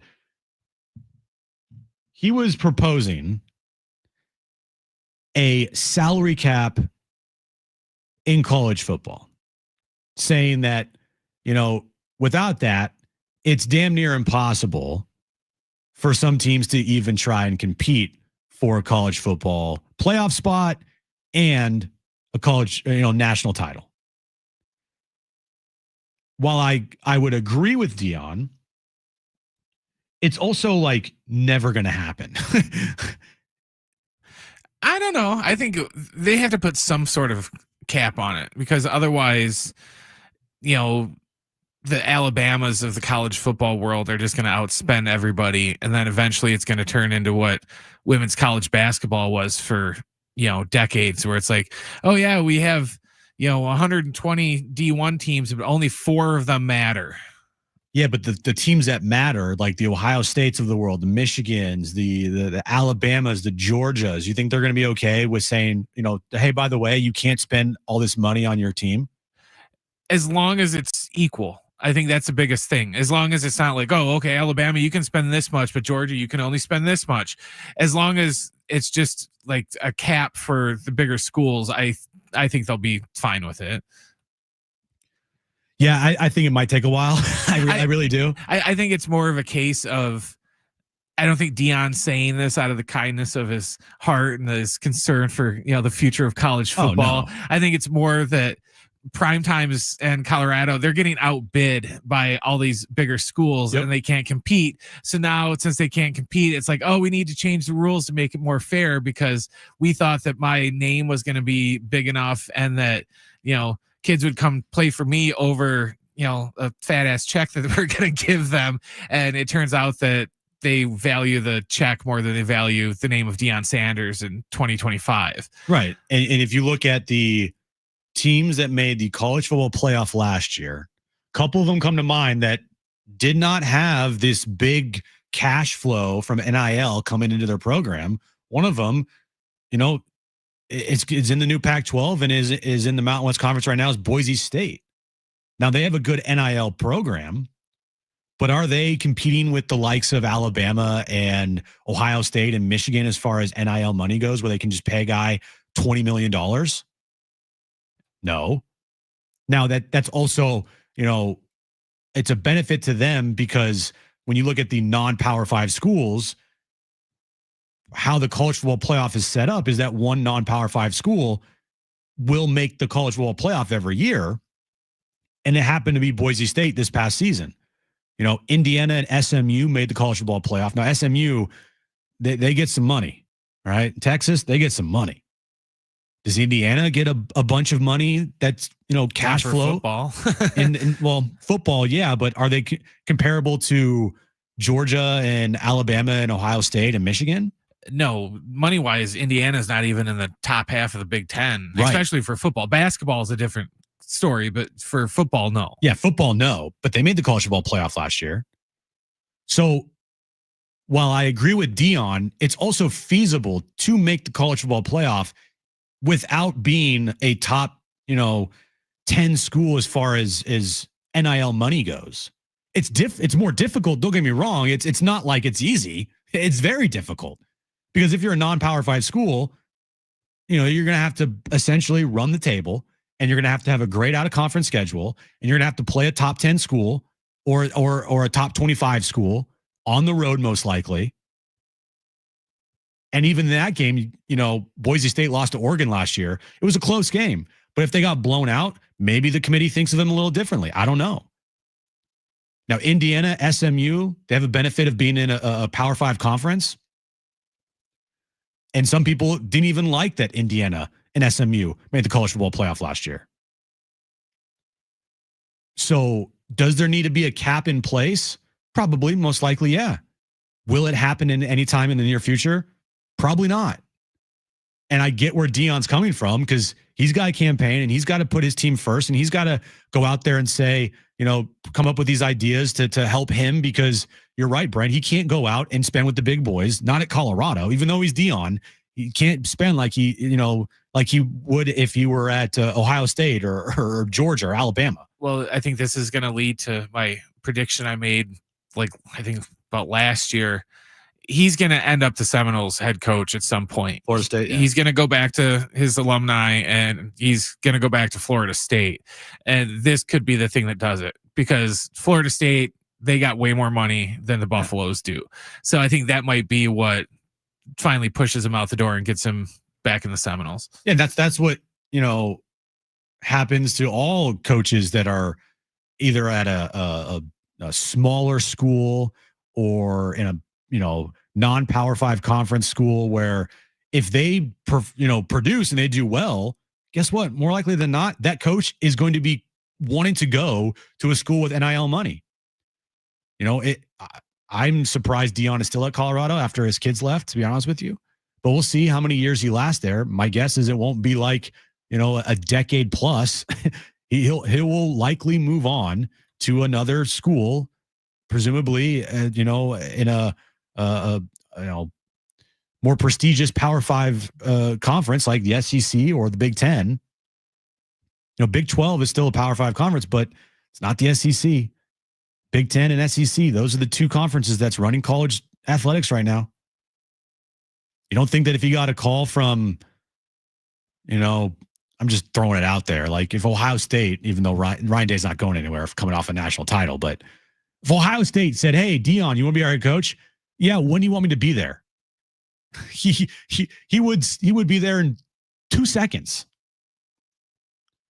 So, the money aspect of the NIL aspect of this whole thing in college athletics, it's running wild, because you got to make sure that there's some regulations in place. And if not, then it's just going to be the has and the has-nots as far as, college athletics go. Like, oh, this school has the most money. Well, can't do anything about it. Like there's no boundaries in place. It's just, it is what it is. So I get what he's saying 100%. I just don't know if it's feasible at this moment to be implemented anytime soon. Could be wrong. Could be absolutely wrong on that, but we'll see.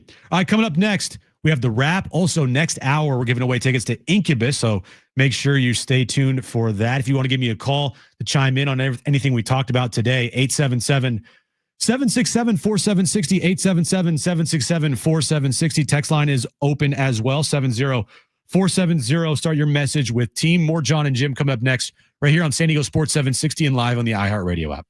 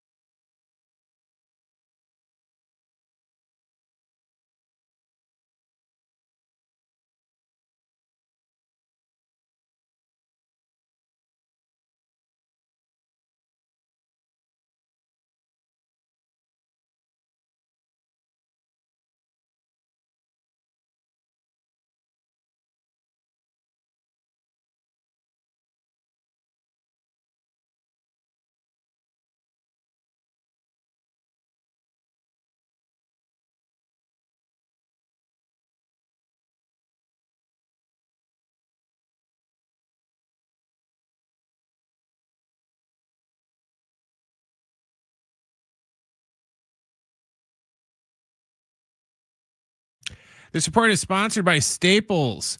After the team's 1-0 win last night, the Padres and the Diamondbacks are back at it down at Petco Park. First pitch is set for 6:40. It's going to be Brandon Fought on the hill for the Diamondbacks and Dylan Cease going for the Padres. Automatic balls and strikes are coming to the All-Star game next week in Atlanta.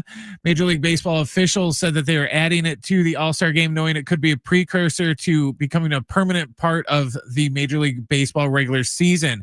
Officials said that 72% of fans who were polled during spring training had a positive view of the ABS system.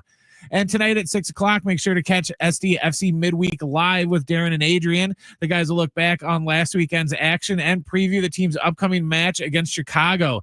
SDFC Midweek Live every Wednesday at 6:00 on your home for SDFC, San Diego Sports 760. How many times have we all said that was easy? Well, the Staples Easy button is back, and it's got everyone saying it again for custom prints, shipping services, even passport photos, plus quality products delivered next day to over 98% of U.S. Staples stores. Well, that was easy.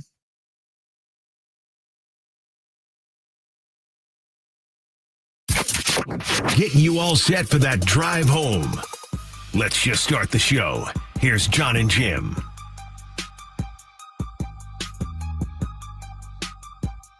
All right, hour 3 of John and Jim on a Wednesday. Kevin AC still set to join us at 5:30 from Petco Park. We also have some Incubus tickets to give away later this hour. My back page to finish up today's show. And I might as well just give you all a reminder right now. I'm also going to remind you tomorrow as well. No show on Friday, just a heads up. I don't want people to think that something bad happened to the show. So we are off on Friday.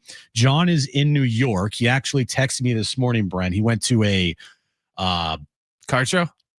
Not a card show, but a card shop. And it wasn't just any card shop. It was Tom Brady's card shop. And I want to say he had one. I want to say he's in the Hamptons right now. Oh, John is or Tom Brady is? No, John is. Oh, jeez. I want to say that. Again, bougie John. Do I keep up with where John is at? No. But he showed me this card shop that he went to today, and it looked incredible. The only thing was prices were through the roof, of course. The Hamptons. But this Tom Brady card shop, it's called the Card Vault by Tom Brady.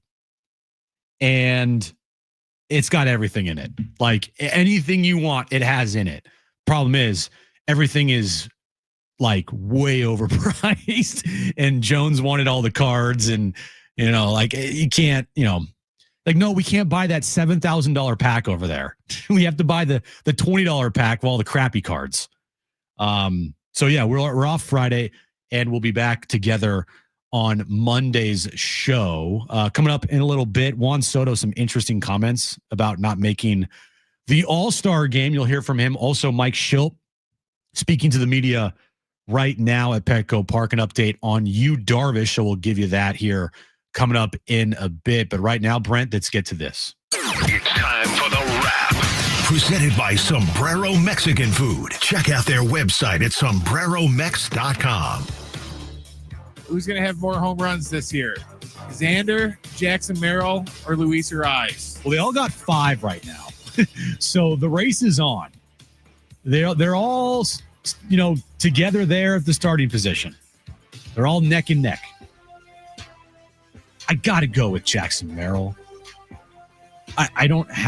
Luis Ariz is not going to hit 20 home runs. Xander Bogaerts is not going to hit 20 home runs. Jackson Merrill could have a month where he hits like 8 or 9 bombs, and then he's got 13 home runs, and he could get close to 20. I don't think he's going to get 20 plus this year, but could he get 17, 18, 19 home runs? Yeah, I think it's feasible. It just, the first step to getting there is actually hitting the ball over the fence. And that's been a struggle for him. Just making sure to get the ball in the air for Jackson Merrill, let alone, down for a hit, has been a problem for him. remember Rise did tell Kevin Acey that he can hit for power whenever he wants. So maybe he'll just flip the power switch in the second half of the season. Oh, yeah. Luis Urias is going to hit 27 bombs for this team. If he does that, he's going to get tested so fast. I know. Next question. How many starts will Michael King make for the rest of the season? Well, if you just look at when Michael King's expected to return, we don't even have like an expected date on Michael King. We just have we think he's going to return in the middle of August. It's time for the wrap. So let's just say, let's say the middle of August. All right, we'll go August 15th against the Dodgers. All right. So you'd make 3 starts in August, presumably make 4 or 5 starts in September. That's what, 7-8 starts for Michael King. 9-10 at the most. Is he going to make 10 starts this year for the Padres again? Like 10 more starts? My guess would be no. I hope I'm wrong, because I think they need him for more than just 7, 8, 9 starts for the rest of the year. But when you look at the timetable here, if what they say is to be true, and he returns in the middle of August, you're looking at probably 7, 8, 9, 10 tops. That's what I would say. If you put the over-under at 9.5, I'd probably take the under, just because this is, this whole thing went from, we think it's just a cramp, he just slept wrong, to, the SpongeBob. 3 months. 2 months later. Yeah, exactly. It's just like, so it's now still just a cramp, to where, no, August he'll be back. It's like, what? That must be one hell of a cramp. Yeah, so look, 10 starts from him tops, maybe 13, 14 starts from you, Darvish. So you're looking at about 24, 23 starts from these two guys the rest of this year. And that's all dependent on the key word, which is health. Next question, Brent. Who had the better catch last night, Merrill or Tatis? It's so hard because both of them were so great. It's like picking your favorite child. Like, who's your favorite kid? Your firstborn or your second? But no, they're both my favorite. I love them both equally. Let's be real here. That's always a lie. It's always a lie. You like your firstborn the most. I would say the better catch, I'm going to go with Tatis. Because it looked like Tatis hit that wall pretty hard. Like, it wasn't a just straight up, straight down. Jackson Merrill, while it was still a great catch, kind of felt like he got to the wall and it was a straight up, straight down robbery of a home run. Tatis, he was running like full speed back to the wall, jumps up, crashes into the wall. His body kind of ricochets off the wall. He comes down with it. You're like, what the? Both of them clear home run robberies. But if I had to pick one, I think I might pick Tatis, even though Jackson Merrill's was pretty sick as well. They're both cool. I can't pick either one. If I had to pick, I'll go with Tatis. All right, Brent, final question. Who do you have winning the home run derby? All right, so we're still waiting for at least one more player. No, he's been named. Oh, it has? Who? It's the dude from Tampa. Give me 1 second. Junior Camarino? Yes. I thought there was at least a couple more spots left. Because right now, the players that I have in the home run derby are Byron Buxton, O'Neal Cruz, Cal Raleigh, Junior Camarino, James Wood, and Ronald Acuna Jr., assuming, he's healthy. Alden Gonzalez said there's 2 spots remaining. Is that accurate? I want to say it's accurate. Alden Gonzalez is saying it. Yeah, because I'm on MLB.com right now, and as of 8:21 this morning, those are the only ones that they have up for the contestants. Interesting. I'm going with the Big Dumper, Cal Raleigh, just because he has an awesome nickname and dude's a beast. I think he's built for a home run derby. He could be the next Pete Alonso, to where he's just like in this event for like the next 3-4 years. I'm going to go with James Wood. That's my pick for the home run derby. Unless, Fernando Tatis Jr. decides he's going to actually do the home run derby, which he said he's not going to because of an oblique. But if there are 2 spots remaining, then now we're waiting to see who else will be in the home run derby, along with Byron Buxton, O'Neal Cruz, Cal Raleigh, the Big Dumper, Junior Camarino, James Wood, and Ronald Acuna Jr. Big Dumper is the best nickname in all sports. Oh, yeah, easily. Not even close. Not even close. Didn't they have like a bobblehead of Cal Raleigh in Seattle highlighting his butt? I have no idea. If not, they need to. Like, it just needs to be a Cal Raleigh bobblehead and just his big butt. The Big Dumper. It's like the best nickname you possibly could have. And he goes out there and he's one of the best players in the sport. But my pick is James Wood. Who's your pick out there? 70470. Start your message with team or give me a call, 877-767-4760. Who's your pick to win the home run derby? If you want to leave a talkback mic is open right now. Just open up the iHeartRadio app.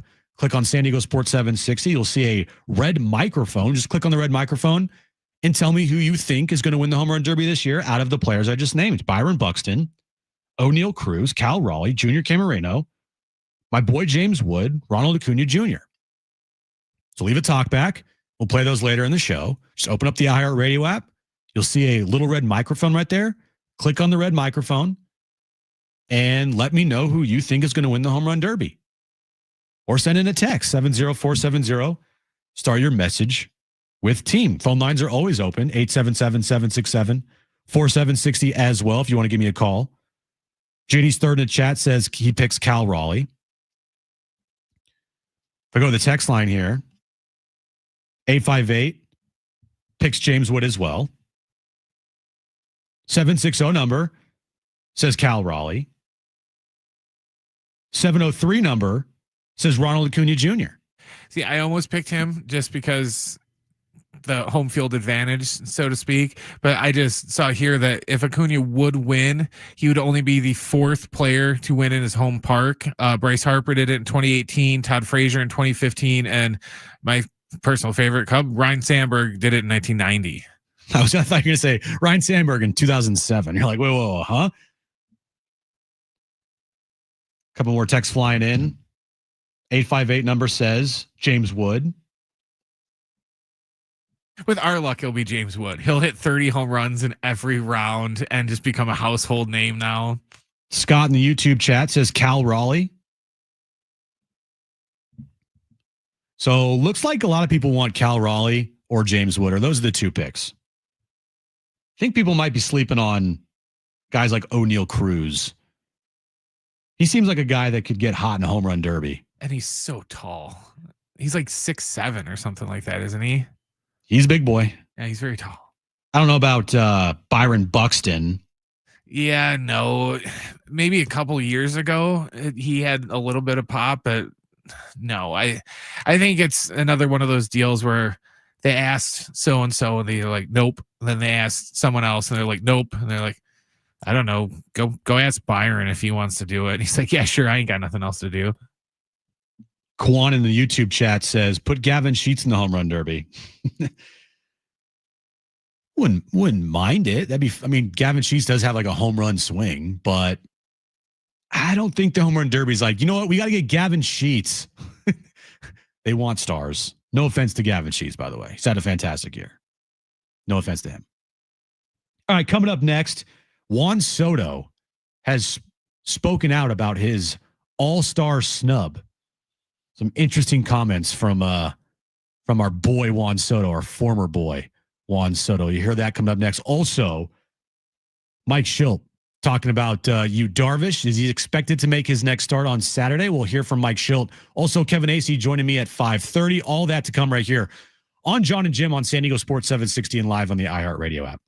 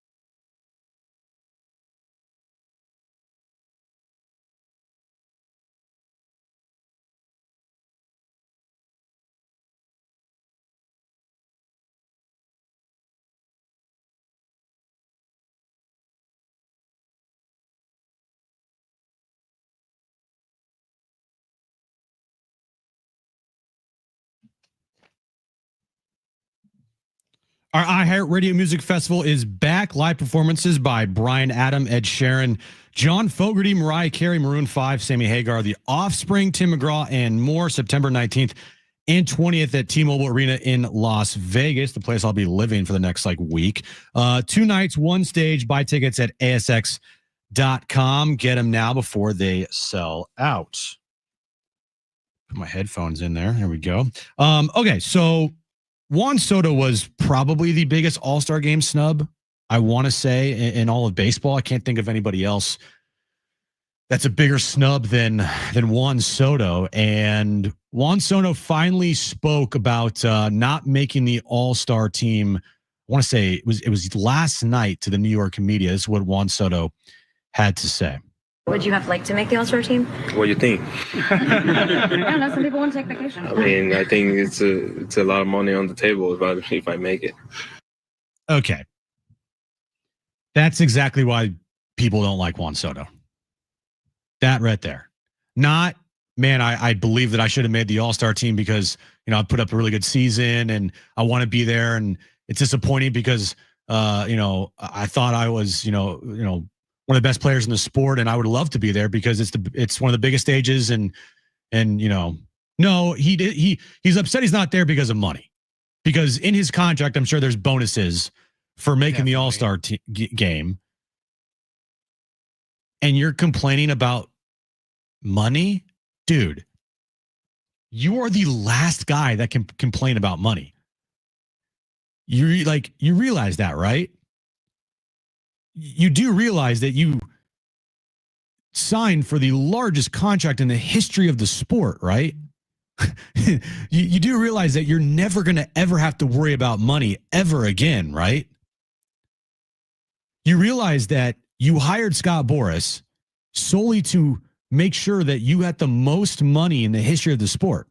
You did not sign a $450 million contract with the Nationals. You didn't re-sign with the Yankees. You wouldn't open up contract negotiations until free agency. And you went to the highest bidder. The last thing that you should be doing is be complaining about money, my guy. Come on, man. And you wonder, I will die on the hill that Juan Soto wasn't the main problem with the 2023 Padres. I will die on that hill. There are some other people that think differently, that think that he was the main reason why the 2023 team collapsed because of the clubhouse dynamic. It's hard for me to say that when a dude led the team in every offensive category. Okay? When the guy led the team in every offensive category, it's really hard for me to put all the blame on that person. All right? But when he says things like that, play it again, Brent. This is Juan Soto. The last thing you should be worrying about right now and complaining about is money, dude. Would you have liked to make the All-Star team? What do you think? I don't know. Some people want to take vacation. I mean, I think it's a lot of money on the table if I make it. A lot of money on the table? Dude, the Mets PR people all probably at the same time did the face palm thing, oh my God, you're supposed to say, oh, it would have been nice, it's an honor to get voted in by your peers and the fans, and it'd be nice to go and perform for all the fans in Atlanta. It's no, I would have liked it because I would have made even more money. It reminds me of there's a Simpsons quote once when Homer told Mr. Burns, you're the richest person I know, and Mr. Burns looks at him straight face and goes, but I would trade it all for just a little more. And that's what happens. Juan Soto. That's what happens when you're filthy rich, you think Jeff Bezos is sitting there thinking to himself, you know what, I'm good. No, he wants more money because of the greed that rich billionaires have, which is, why stop now? I can get more money. When there's dude, you don't need any more money. You know how many people would die to have just a fraction of the money that you have? Yet you're sitting there complaining, not that you didn't make the All-Star team because you thought you deserved it because your numbers hold up and you want to be, on the biggest stage and you want to be alongside your peers and no, it's about money. I missed out on money. Yeah, and it's a little odd. That'd be like, if I was at Starbucks or something and Bill Gates was behind me and he started bitching about how high the prices were for coffee. It's like, really, dude? I know. And Matthew's right in the chat. It's all rich people. All rich people think about is, how can I get more money? I mean, I get it. There's a reason why they're rich. Like, they had to, think about getting more money, and they went out and they did it. So, like, bro, Juan Soto, you might want to calm down on, hey, it's all about the money, because you are now labeled as a guy that only went to the Mets because of the money. And now you're complaining that you didn't make the All-Star team and it's messing with your money. I don't think it's a great look, but again, it's Juan Soto, neither here nor there, out of sight, out of mind. Still think he's one of the best players in the sport. Still think he should have made the All-Star team. I mean, his numbers are really good. Like, those are All-Star game numbers. But to be upset because you're losing out on money, I don't know. Just continues to put a label on you, buddy. And the label is all you care about is money. All right, coming up next, an update on you, Darvish, from Mike Schilt. Also, later this hour, we're giving away Incubus tickets. I see people on the text line asking when I'll be giving those away. Just stay tuned. Make sure you keep listening. This hour, I will give away those Incubus tickets. Don't worry. Stay right here, locked in John and Jim on San Diego Sports 760 and live on the iHeartRadio app.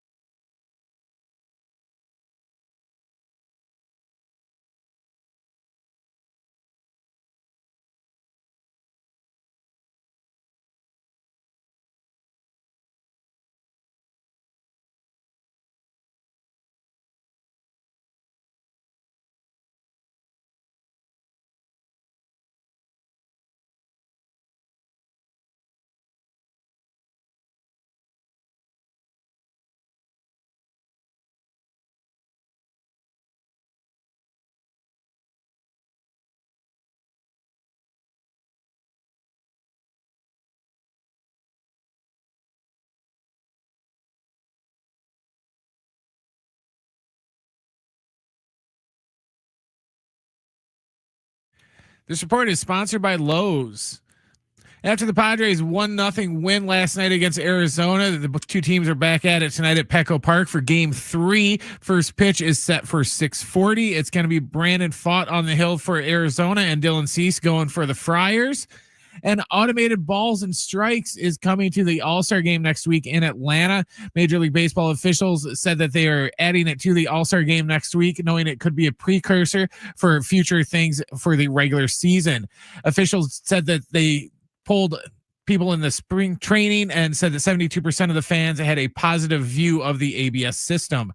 And tonight at 6:00, make sure to catch SDFC Midweek Live with Darren and Adrian. The guys will look back at last weekend's action and preview the team's upcoming match against Chicago. SDFC Midweek Live, that's every Wednesday at 6:00 on your home for SDFC, San Diego Sports 760. Celebrate July 4th with savings at Lowe's. Right now, you can buy one, get one free on select one-coat coverage interior paint via Visa gift card rebate. Valid through 7/9. As selection varies by location. While supplies last, more terms and restrictions apply. See Lowe's.com/rebates for more details.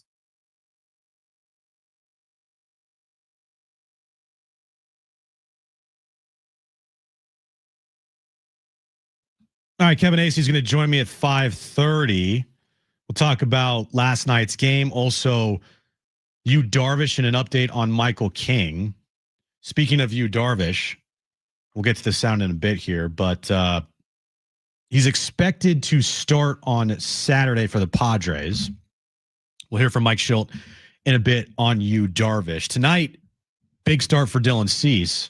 Talked about it earlier in the show.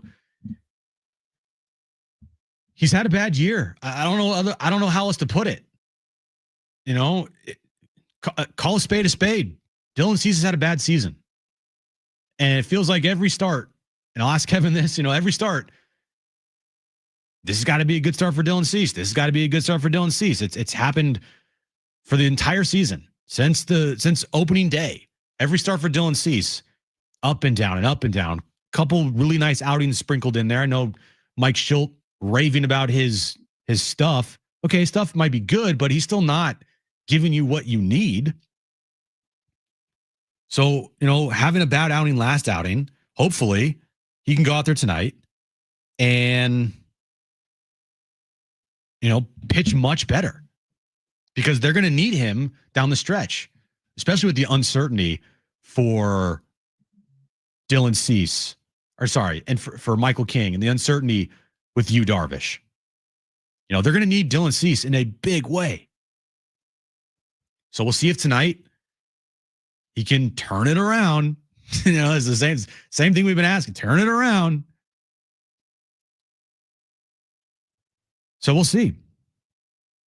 But nonetheless, his final start, it looks like before the All-Star break, because if you look at the schedule, how it plays out, his next scheduled start day would be like on Monday, and that's when the break is. So I would assume he might start the first game of the second half, but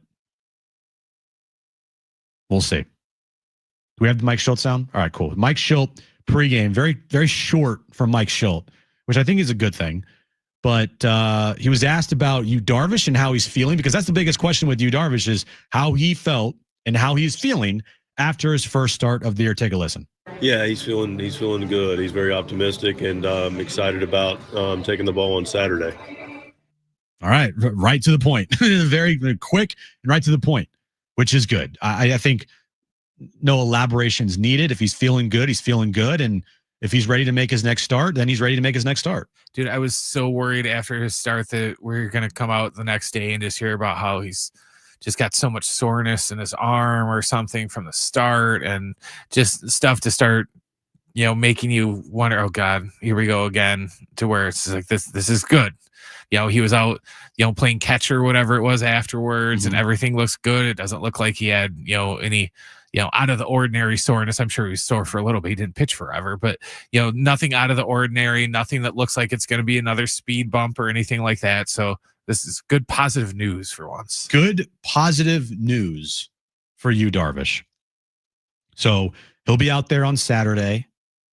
Going into the second half, you'll have a rotation of Pivetta, Cease, Darvish, combination of Kolek and Vasquez. So, the pitching to me isn't like a huge concern. It's still a concern. Don't get me wrong, because if they don't have Michael King, I said it yesterday. If they don't have Michael King, they don't have a shot. I'm sorry, they don't. You need Michael King if you expect to get to where you want to get to. But for the foreseeable future, until we find out the timeline for Michael King, feels like they're pretty well equipped to hold down the fort until Michael King returns. But if we get news that Michael King's not returning, or there's something wrong with Michael King, or there's a hiccup, then all bets are off the table. This team, to me, I don't have much faith in to go deep or to make a run. I just don't. So as of right now, the pitching isn't that biggest concern for me, because I'm just banking on Michael King returning. If we didn't know if Michael King was going to return, or if Michael King wasn't returning, then I would say, all right, at the deadline, you need to get more pitching. But can they hold down the fort for the next month? I think they can. They have the break next week. Darvish has returned. Pavetta's been your ace. Kolek's been fine. He got kind of rocked on Saturday night. He's been fine. Vasquez, still have no idea how Vasquez is doing what he's doing. Like, no idea. The bullpen's been amazing. So the pitching isn't, to me, the team's biggest concern. Even with the question mark of, can Yu Darvish actually finish out the rest of this season? And the question mark of, hey, is Michael King going to recover from him sleeping wrong? But from all indications, it sounds like, one, Yu Darvish is fine. And two, Michael King is going to throw a bullpen here, I want to say tomorrow. And he's on his way back. So if you look up and it's April 15th, and not April 15th, August 15th, got my days mixed up. August 15th, not April 15th, August 15th. And Michael King is back in the rotation. Yu Darvish has made every one of his scheduled starts and looks pretty good. Nick Pivetta continues to pitch the way he's been pitching, and Dylan Cease is in this rotation. That's a pretty damn good 1 through 4 right there. Now you got to work on the offense. And for your fifth spot in the rotation, Randy Vasquez or Stephen Kolek, whoever we want to throw out there. And then with the bullpen they have, they've already put together a season where they're considered one of the best pitching staffs in baseball. They have 14 shutouts on the year. They threw, another shutout last night. They might not have the flashiest guys, but at least the bullpen has been pretty damn reliable. Adrian Morejon, talk about a revived career here. There was a point where it's like you had no idea if Adrian Morejon was even going to pitch in the big leagues again. He had Tommy John surgery. He just wasn't doing it. You didn't know if he was a starter or a reliever. Tried the starting thing, didn't work out. Went to the bullpen, kind of up and down. And then he just found his role this year, took off, probably should have been an all-star, and he's had a fantastic season. And then Jason Adam has been as consistent as they come. His arm might fall off at the end of the year because he's pitching every freaking night. But he is very reliable. And he's an all-star. So they got two guys in their bullpen that are all-stars. Not many teams can say that. Your eighth inning guy's an all-star and your ninth inning guy's an all-star. Your closer's an all-star. Your eighth inning guy's an all-star. Your seventh inning guy should be an all-star. And your sixth inning guy and Jeremiah Estrada, in the future, definitely could be an all-star as a closer. Hell, he might be the future closer of this team. So going over the pitching side, yeah, there are question marks. Hey, Dylan Cease, are you going to show up this year and be consistent? Hey, Yu Darvish, are you going to be healthy for the rest of the season? Make all your starts? Hey, Michael King, are you going to return? Yeah, there's definitely questions there, but the one thing about Dylan Cease, he does post. He goes out there and he gives you innings. Might not be the prettiest, but at least he gives you innings. You, Darvish, I trust you. I trust him. Going out there every fifth day, that's the biggest question, though. But if he's out there, I trust him. Michael King, when he's out there, I trust him. I just am a little worried about this arm injury or shoulder injury or nerve injury, whatever we want to call it. It's something that I won't believe it's fully because of him sleeping wrong, but again, I'm not a doctor. Maybe it is. Maybe the nerve did just blow up while he was sleeping wrong. Again, I sleep wrong all the time. Now I'm also not a professional athlete. I was gonna say I do too, but I'm 45 and out of shape. I'm not in my prime condition athlete. Yeah, I'm not a 6'5", 240, professional athlete that goes out and pitches in the big leagues and throws a 96-mile-an-hour fastball. But still, it is a little weird injury that hopefully, soon turns into him returning and hopefully looking more like himself right away. Because if it takes him some time, you'll be a little concerned. But they're eventually going to need Michael King to be that dude again if they want to go where they want to go, which is a deep run in the postseason. And they're going to need that Michael King, not just him on the mound. They need their ace. They need their guy that struck out 12 dudes in the wild card round last year here at Petco Park against Atlanta. That guy. But we're still a ways away from him returning. All right, coming up next, Kevin AC is going to join me at 5:30. Also, we're giving away Incubus tickets, so stay tuned for that. We'll give those away here coming up a bit. And the Padres offense, we'll break down some numbers for you that even though they won last night, it was a great game. Don't get me wrong. You'll take those 1-0 victories every day of the week. But there are still some things and some numbers that are concerning with this offense that need to turn around. We'll go over those coming up next right here on John and Jim on San Diego Sports 760 live on the iHeartRadio app.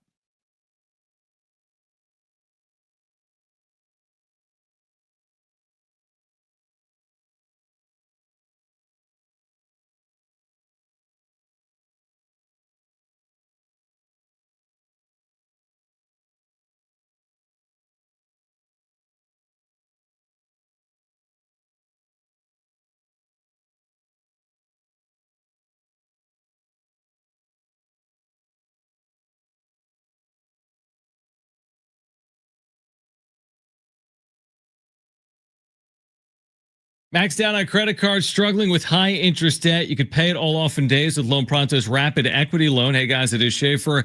Get cash now without touching your low rate first mortgage. No appraisals, no waiting, no BS. The Rapid Equity Loan program at Loan Pronto is truly amazing. One Loan Pronto client just got $300,000 approved in under 24 hours. They paid off debt, renovated their kitchen, cut their monthly expenses by $1,800, a huge turnaround. Loan Pronto, instant approvals, low rates, no hard credit pull up front. Listen, your home equity, it's yours. Use it. Get cash to consolidate your debt down to one easy low monthly payment. Call Loan Pronto now for a free instant appraisal for your home and see how much cash you can get today. Call now. Start the conversation. 619-207-4336 or loanpronto.com. That's 619-207-4336. Get debt relief now at loanpronto.com. Equal housing lender, NMLS 1661781 on approved credit, NMLSconsumeraccess.org.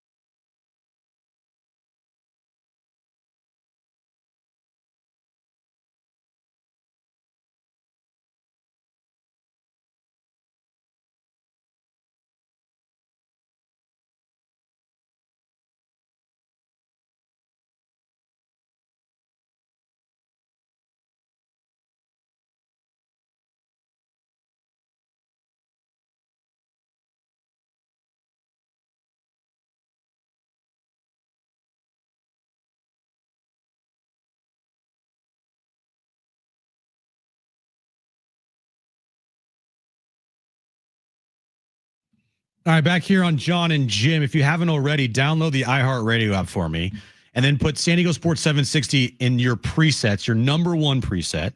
And then after that, search out John and Jim, put us in your presets as well. Make sure you have us there because all of our podcasts are updated daily. You get notifications when we are, finalizing and uploading the podcast. So if you miss any hours of the show, just have us in your presets on San Diego Sports 760 and John and Jim on the iHeartRadio app. Also, we're on YouTube every day. All of our shows are archived there as well. Just search out John and Jim 760. What you got, Brent? You know how we talked earlier about how the Dodgers got walked off against Milwaukee today and they've lost 6 straight. Mm-hmm. They just had a stat up on the bottom line of the Cubs Twins game on MLB Network that this is the first time that the Dodgers have lost 6 straight games since April of 2019. What? Yeah. They haven't lost this many games in a row since April of 2019. Well, it just shows you how good the Dodgers are because Yes. they lost 6 in a row and they still have a 5-game lead in the National League West. Come on, dude. The team's lost 6 in a row. First time in literally forever. They must be only a game up in the division. Nope, they're 5 up. Actually, I think they're 5.5 up because the Giants lost today. They got mollywopped by the Phillies. By the way, speaking of the Giants, did you see what happened last night? Yeah, dude. It was the first walk-off home run for a catcher in 100 years, dude. So Patrick Bailey, who's not that great at hitting catcher, defensively he's great. I think he won a Gold Glove. They're trailing the Phillies in the bottom of the 9th inning, 3-1. 2 on. I forget how many outs there were. I think there's 2. 2 outs. Patrick Bailey, and you all listeners out there know not Petco Park. Was it Oracle Park? Yeah, Oracle Park. I know it as AT&T Park, but Oracle Park. Everyone knows the dimensions there and the brick wall and Triples Alley. He hits a ball that is a home run in 29 of 30 ballparks. The one park it's not a home run, ironically, Oracle Park. And he hits it off the top of the bricks in right center field. And it hits at such a perfect angle that it ricochets all the way to center field. The center fielder is running full speed towards Triples Alley. And this ball just goes right past him into center field. Center fielder does the okey doke oh crap. I think it's Brandon Marsh. Turns around, sprinting towards the ball in center field. By the time he picks it up and throws it into the cutoff man, Patrick Bailey's already touching home plate. Yeah, he didn't have to slide. He didn't have to slide. Nothing. It was one of the most incredible. Take away your fandom of the Padres for a bit, if you could. Just the most improbable walk-off that you could see. Yeah, it's like you said, it bounced off the wall at just such the perfect angle that both the outfielders were kind of in the general vicinity, and then it just kind of ricocheted off, and they both had to do a 180. And that's just crazy. The first walk-off home run, or in the park home run for a catcher in 100 years. It was so improbable. You're like, wait, what just happened? I was about to do the wrap-up show last night, and I saw that right before I got on the wrap-up show. I'm like, huh? Excuse me? It was a crazy, crazy moment in the baseball season. So something that'll be in the end of the year highlights for sure. But it's league. Yeah, it's also probably something that you'll never see again. A walk-off inside the park home run by a catcher. Yeah, because these days most catchers look more like the big dumper opposed to Jason Kendall, like they did somewhat back in the day when they could run a little bit until their knees went to hell. Well, the only place that's happening is San Francisco, maybe Colorado, because the outfield's so big there. I'm trying to think, where else would that happen in baseball? What other stadium is that even possible in, other than San Francisco and maybe Colorado? I can't. Maybe Houston, because the dimensions are a little weird. If it hits off the wall the right way, it could ricochet. Maybe they still had that stupid hill. They do not have that. Oh, they stupid got hill. rid of it. Okay. Like, there's really no other ballpark that I could see that happening where it hits off the top of the wall and it ricochets to such a crazy extent where it turns into an easy, standing up inside the park home run. It would almost be like the equivalent of, the ball ricocheting off the Jack in the Box head. But if you ricochet off the Jack in the Box head, that's a home run. Yeah, that's true. So, like, what could be hit that's not a home run that goes off the top of the wall, ricochets? What ballpark could do that? Right now, I can't think of one other than San Francisco. So that's why I'd say that might be the only time ever that we'll see that happen again. It was crazy yesterday. There was a leadoff inside the park home run by the Sacramento Don't Call Us the Oakland A's. I forget who did it, but it's one of their faster players. And so they led off the game with a inside the park home run. And then to end the night, the Giants had a walk-off inside the park home run. Gotta love baseball, man. You'll never know what you see at the ballpark. And if you're watching that game last night, that's something that you'll probably never see again. Too bad the Oakland/Sacramento fans weren't around to see any of it. Are we alive back there? Dude, they actually broke ground in Las Vegas for a stadium? No, I didn't know because they're not promoting it. Yeah. Well, they recently broke ground in Las Vegas. I was shocked because I still don't have any faith in John Fisher that he's going to get this thing off the ground and running. But yeah, they've broke ground, I guess, and they're going to build a stadium. And I mean, I guess they're going to get it done. I don't know. I don't have any faith in John Fisher. And as I say, then in 4 years when Fisher moves the team again and that stadium becomes a new home of the UNLV Rebels. Exactly. But I don't know. Maybe I'll see it when I go to Las Vegas this week. I'll be there for like 10 days. So there you go. See, maybe I'll let you dig out a shovel full of dirt. Yeah, I'll have enough time to see it.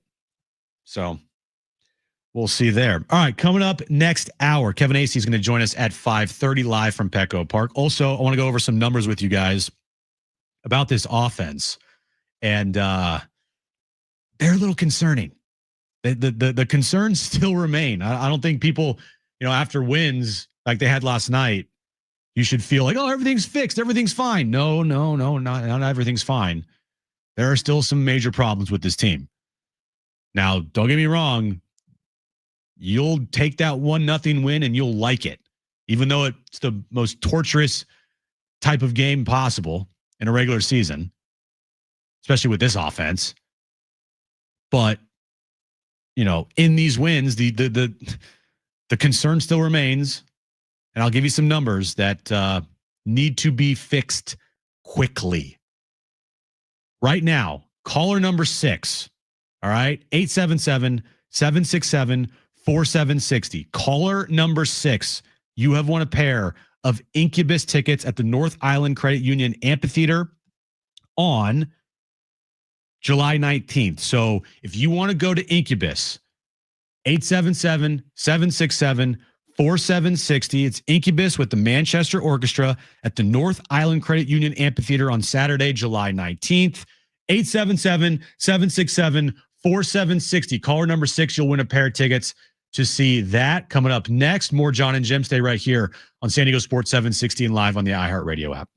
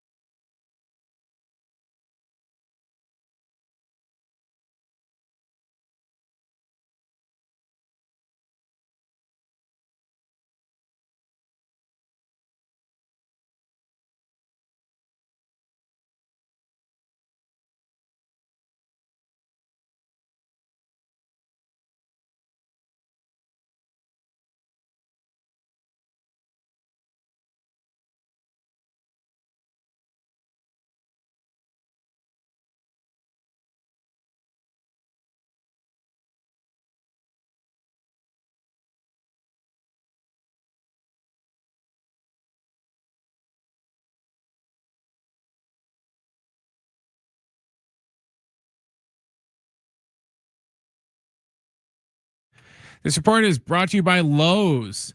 After the team's 1-0 win against Arizona last night, the Padres and the Diamondbacks are back at Petco Park for Game 3 tonight. First pitch is set for 6:40. It's going to be Brandon Pfaadt on the hill for Arizona and Dylan Cease going for the Friars. The automated ball strike system is coming to the All-Star Game next week in Atlanta. Major League Baseball officials added the feature to the All-Star Game, knowing it could be a precursor to becoming permanent part of the Major League Baseball regular season. MLB officials also said that 72% of fans who were polled during spring training said the impact of ABS had a positive impact on their experience.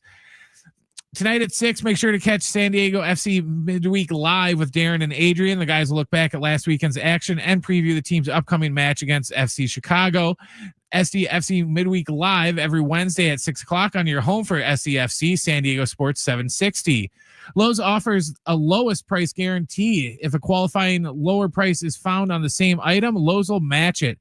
The price match applies to the same item and current prices at qualifying retailers. Exclusions and terms apply. Details available at lowes.com/lowest price guarantee.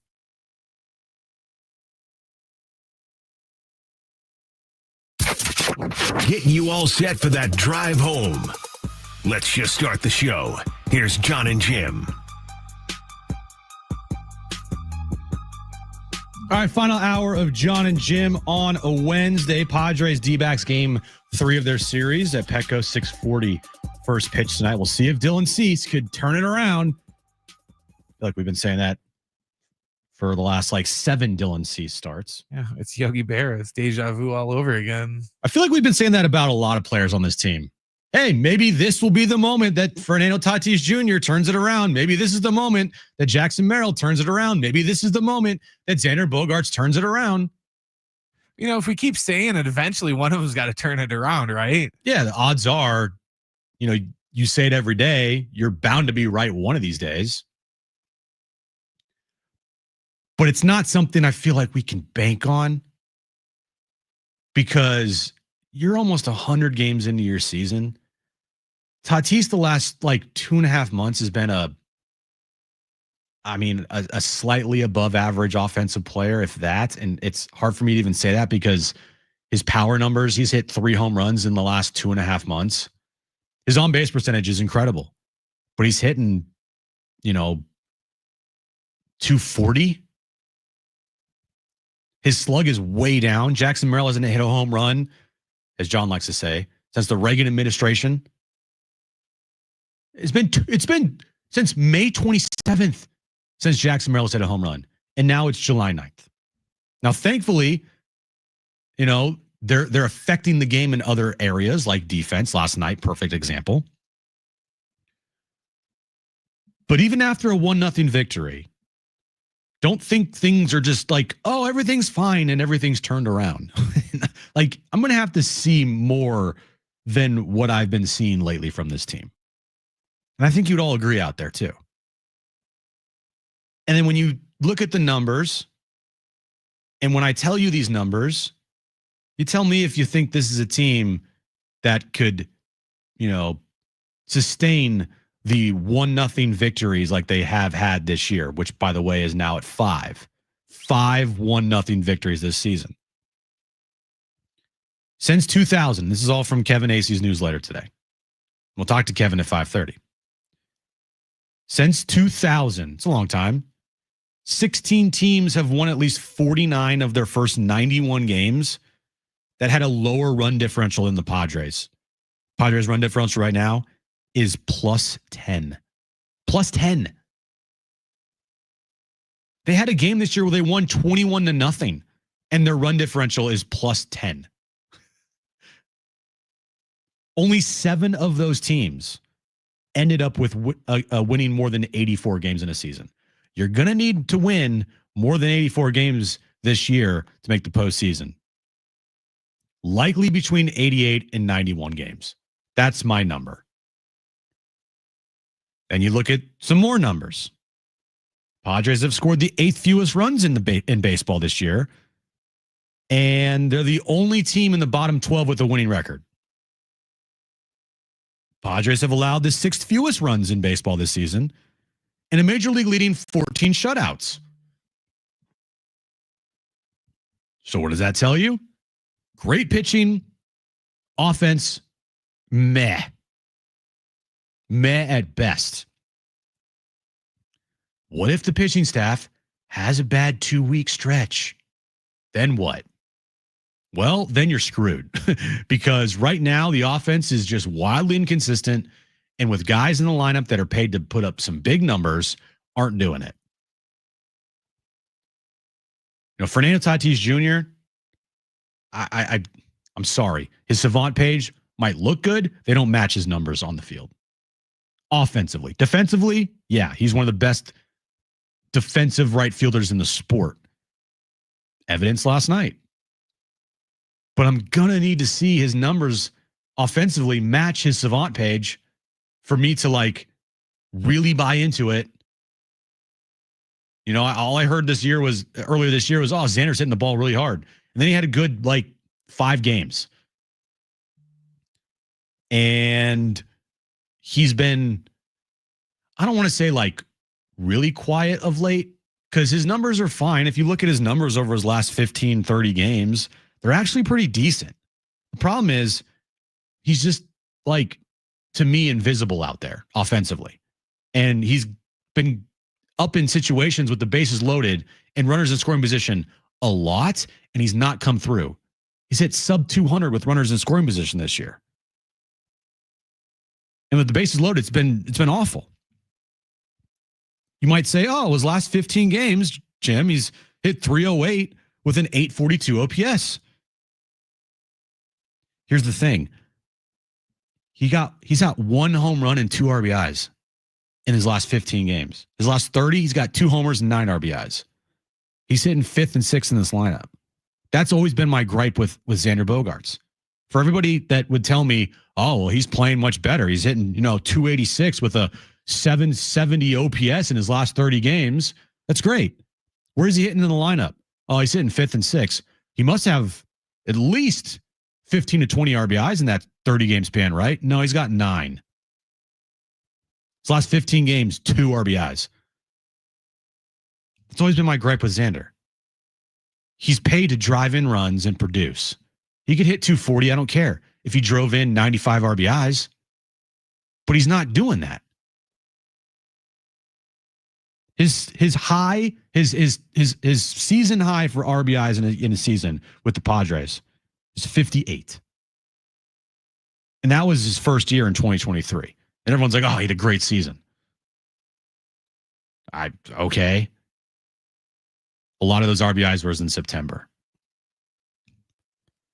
So offensively, this team, got to figure out a way to drive in more runs. Have to. Will an addition or 2 help? Yeah, it'll help. But I'm going to need to see Fernando Tatis Jr., Jackson Merrill, Xander Bogaerts be the main guys driving in those runs. And bringing in a couple average players to replace guys like Bryce freaking Johnson and Martin Maldonado. Speaking of Martin Maldonado, I did see something funny today, Brent. And it's from Danny Vietti. He was on earlier today with Fletch and Sammy. But he put out a great tweet. Martin Maldonado's batting average the last 5 seasons. You want to hear this? Do you guys want to get depressed right now? Here we go. 2021, he hit 172. 2022, he hit 186. 2023, he hit 191. 2024, he hit 119. This year, he's hitting 180. A cumulative batting average of 176. How is this guy still in the big leagues? He's due. He's due. Long overdue. Long overdue. What? I watch Martin Maldonado every single night. You cannot tell me his defense is what's keeping him in the big leagues. I must know nothing about baseball then if Martin Maldonado is viewed around the sport as this great defensive catcher. Yeah, if that was the case, nobody should be stealing on him at all. Well, not only that, his pitch framing should be the best in the sport. He shouldn't be dropping easy pitches that are thrown to him which he's done way too much. There should be no pass balls. He should be stealing strikes at a pretty high clip. If you're going to be having a 176 cumulative batting average over the last 5 years, man, you better be the best, receiver in the sport behind the plate. You better be stealing every single strike that you possibly can. But he's not. Yet he remains on this team and in this lineup for some odd reason, which I can't figure out. And the day that they release and DFA Martin Maldonado, will anybody on the Padres miss him? Nope. Will any fan miss him? Nope. Will this team forget how to pitch without Martin Maldonado? Nope. It's time, and it's way past time for Martin Maldonado to be off this team. It's one of those things too where it might be a little different if they're like, oh well, was it the knuckleball guy was like, oh well, he's the only catcher we have that can catch a knuckleballer, so we have to leave him. Or remember for a while, you would have his specialized catcher that would only catch use games, but he's not attached to it's not like Michael King's like, hey, I'm only pitching if Maldonado is behind home plate.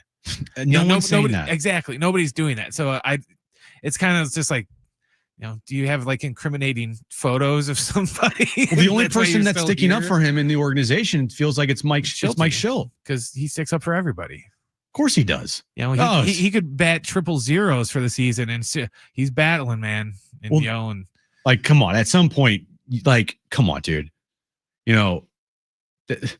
I get it. Defense and being a defensive catcher and it makes a difference, but he's not even good defensively. It'd be one thing if he was considered one of the best defensive catchers in the sport. Then you deal with it. You deal with him hitting sub 200 and being awful at the plate. That's how you deal with a catcher that offensively can't hit worth a lick. Well, we did it for years with Austin Hedges. I was gonna say, dude, we sent to Cleveland. Yeah. The deal for 3 years was great, phenomenal defensive catcher, but he can't hit worth a lick. Right, and covering those teams, everybody wanted to blame Austin Hedges for their problems, and it was like, guys, stop. All right, there were way bigger issues with that team other than Austin Hedges, who, by the way, was one of the best defensive catchers in the sport. Couldn't hit at all, but defensively, he was great. Martin Maldonado is not good defensively and can't hit the baseball. Those are pretty important things to do if you're going to play the sport. Hitting the baseball and playing good defense. So getting a new catcher, upgrading the bottom of this lineup, kind of feels like it has to happen, and it is an absolute must. When and if Martin Maldonado gets DFA'd, which he should get DFA'd, nobody is going to miss him. I'm just telling you straight right now. Straight up. Nobody is going to sit there inside that organization and be like, oh, this was the hardest decision we've ever had to make. I think they'll be okay. The only person that will be very upset about it will probably be Mike Schilt. And, hearing from other people inside the organization, I think it's past time. The problem is who's going to replace him. And that's where the problem lies. If they had someone to replace him, my guess, Maldonado, he's gone months ago. He might not even make the team. They might not even went out and signed him. But that's the problem. They don't have anybody else. They're not giving Campy any time behind the plate. They are so far gone on the Campusano experiment. They are, it tells you all you need to know that Campy couldn't beat out Maldonado and Elias Diaz. Tells you all you need to know about Campy. All right, coming up at 5:30, Kevin Acee, our Padres insider, is going to join me live from Petco Park. Back page also to come this hour. This is John and Jim on San Diego Sports 760, live on the iHeartRadio app.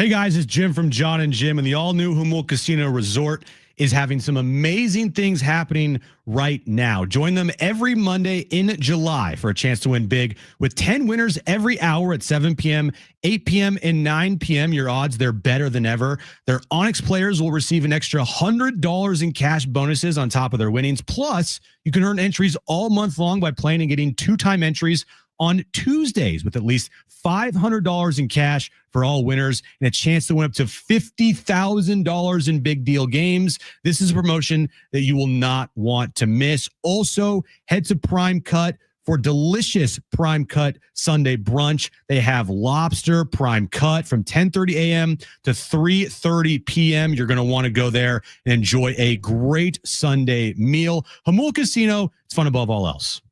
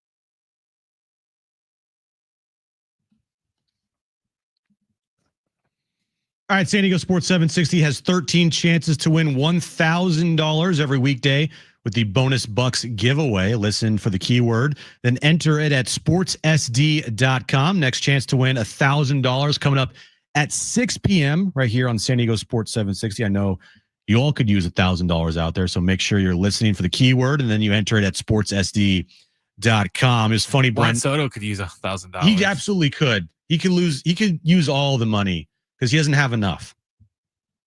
We were talking about this during the break, and you mentioned to me, watch when the Dodgers Brewers game ended today on a walk-off by the Brewers, and you said, watch, ESPN is going to have some misleading headline that will favor the Dodgers instead of saying that the Brewers have, swept the Dodgers and they won on a walk-off. So I'm sure that ESPN didn't do that. I'm sure they highlighted the Brewers sweeping the Dodgers, right? Yes, and for context, they're highlight last night. The Brewers won last night too, and that was it Mizorowski? You say his name? He was just amazing. He struck out 12 Dodgers, but Shohei hit a home run off of him in the first inning. So instead of the article being about this new rookie sensation pitch, if this is Paul Skeens, it would have been all about that. It was, Shohei Ohtani homers off of rookie phenom. Miz strikes out 12 and Brewers win. So that's why I was like, okay, how are they going to not make it about the Brewers today? So today's headline on ESPN, after they get walked off by the Brewers, Dodger Blues skid at 6 after Brewers sweep LA. Huh?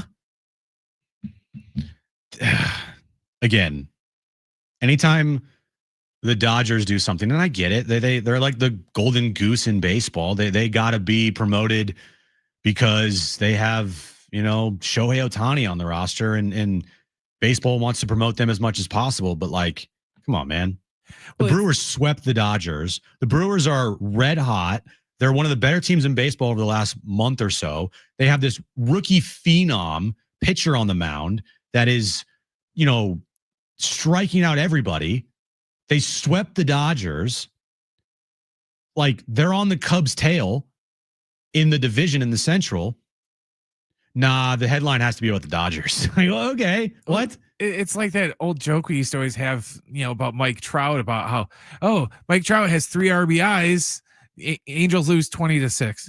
It's like the same thing with Shohei Ohtani. Shohei Ohtani has historical nights, striking out 17 batters and 3 home runs. Angels lose 1-0. or the Angels lose like 9-6 or something, like, wait, what? So the Dodgers losing 6 in a row, and they still have a 5-game lead, 5.5 game lead in the National League West. Man, what does that say about the rest of the National League West? And if you're the Padres, just finish off this homestand right, and you can be right back in it. But that's just so far away. I can't even bring my mind to think about that. Because let's be real here, the odds of them winning the division, I don't think so. Well, it's one of those things where it was like this with the Brewers and Cubs a couple of years ago. It was just like when one team sucks, they all suck. When they all win, when one team wins, they all win. Because I'm looking at the standings now in the West, and the whole division in their last 10: Dodgers 4-6, Giants 6-4, Padres 5-5, Arizona 4-6. I don't even need to mention Colorado, but I will anyways. They're 3-7, but pretty good for Colorado. Yeah, exactly. But every team is just, they all struggle at the same time and they all win at the same time. So no ground is ever picked up. And I said that happened a couple of years ago with the Brewers and the Cubs, where every time the Cubs won, the Brewers won. Every time the Cubs lost, the Brewers lost. And it went like that for like months, and no ground was ever picked up. Well, they'll have an opportunity in August. August is going to be the toughest stretch for this Padres team this year. The Padres can get to August 6, 7, 8 games over 500. You feel good. And then they got to navigate their way through August, which they're going to, this schedule in August it's going to potentially make or break their season. You face the Dodgers for two series. You face the Giants 2 series. You face the Cardinals. You face the Red Sox. You go to Seattle. You face the Twins. Twins are actually playing much better baseball right now. Like, you got to get to August feeling pretty good, because if they stumble here and they say they finish up this homestand 5-5, you're then 6 games over 500 at the break. Say you have a 4-6 10-game road trip, then you're 4 games above 500. Then say you happen to lose 2 or 3 to the Mets at home before the All-Star break. Now you're what, 1-2 games over heading into August? That can't happen. You can't enter August 1 or 2 games above 500. You're going to need some wiggle room, and you're going to need to play some better baseball. So we'll ask Kevin about all of that and an update on Yu Darvish, update on Michael King. We'll get his thoughts on last night's game and what to expect from Dylan Cease tonight, which, again, as I've been saying, another big start for Dylan Cease tonight, as we've been saying with Dylan Cease for the majority of the season. Kevin Acee joins me next right here on John and Jim on San Diego Sports 760 and live on the iHeartRadio app.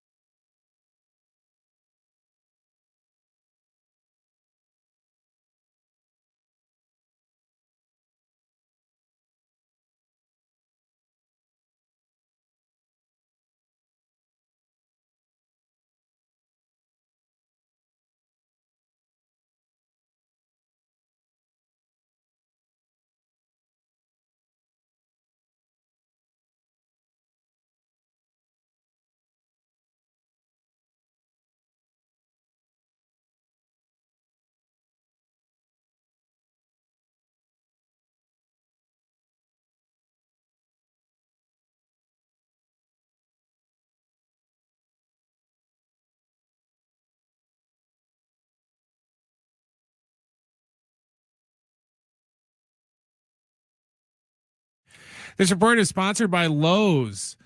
After the team's 1-0 win over the Diamondbacks last night, the two teams are back at it down at Petco for game 3. First pitch is set for 6:40. It's going to be Brandon Pfaadt going against Dylan Cease. The automated ball strike system is coming to the All-Star game next week in Atlanta. Major League Baseball officials have added it to the exhibition game, knowing it could be a precursor of things to come for the MLB regular season. Officials also said that 72% of fans who were polled during spring training said the ABS had a positive impact on their experience of the games. And don't forget, tonight at 6:00, make sure to catch SDFC Midweek Live with Darren and Adrian. The guys will look back on last weekend's action and preview the team's upcoming match against Chicago. SDFC Midweek Live every Wednesday at 6:00 on your home for SDFC San Diego Sports 760. If you love deals, you'll love this. Prime Day is lasting 4 days this year. That's 4 days of unbelievable deals in every category you can think of. So you can save big on everything you're into. Shop Prime Day, July 8th through the 11th.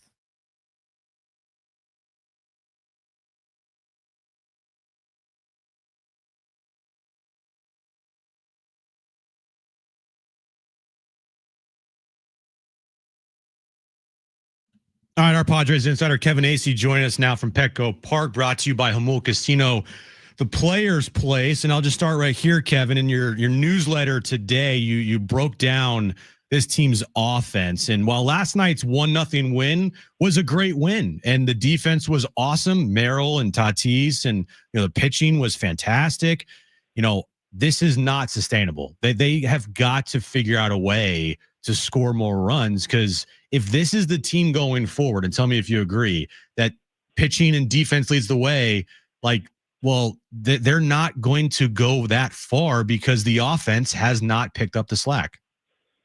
Yeah, not in today's game. I mean, first off, I want to say, I really enjoyed last night's game. And if you come to the ballpark and you're looking for good pitching, you're looking for good defense and stress and, all the anxiety and the unknown that the sports brings us, that was a fantastic, well-played game. But, yeah, look, is it impossible? No, it's not impossible. Pitching and defense do win, but you can't do this. You can't. There's a lot of ways to put it. I put it, they're 5 wins. It's the most any team has had since 2019. And I was over a full season.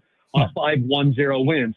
Still, the Padres record is 5-11 when they score 1 run. So it's good for you guys that you're able to win so many 1-run games. But you've lost more games in which you scored 1 run. Because that's how it goes. So, yeah, I don't see it. Like I said, some other stats in there. We don't need to go over them here, but they show that it is possible. It's just highly unlikely that this team, as it has played now for almost 3 months, is going to go very far and maybe not even make the playoffs. Yeah, because the trend lines, if they continue this way, I think you were a couple weeks ago, you said if they continue to play at this winning percentage, didn't you say they'd be 500 by the start of August or it was been better.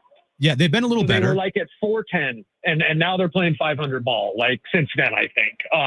And I know that only because I look back and I go, okay, when I'm looking at players and when you go on Baseball Reference and you are doing a look, it gives you the team's record during a certain time. It's Tatis been on base percentage over the past, 17 games, actually pretty good. And the team is 500, so I haven't really looked, but yes, they're doing better. And so they're probably, they're 7 games over now. They have 5 games to go. Mm-hmm. They'll be 2 games over at the All-Star break if they were to go 0-5. Okay. Right. That doesn't change our argument, right? Right. I mean, 2 games over. What is that? What is 2 games over at the All-Star break? It would be the exact same team as last year, because the last year's team was 1 game over 500 at the All-Star break. 12 over at one point. Exactly. So, yeah, exactly. Yeah. Kevin Acee, our Padres insider, joining us here on John and Jim. In your opinion, Kevin, which catch did you like more, Merrill or Tatis?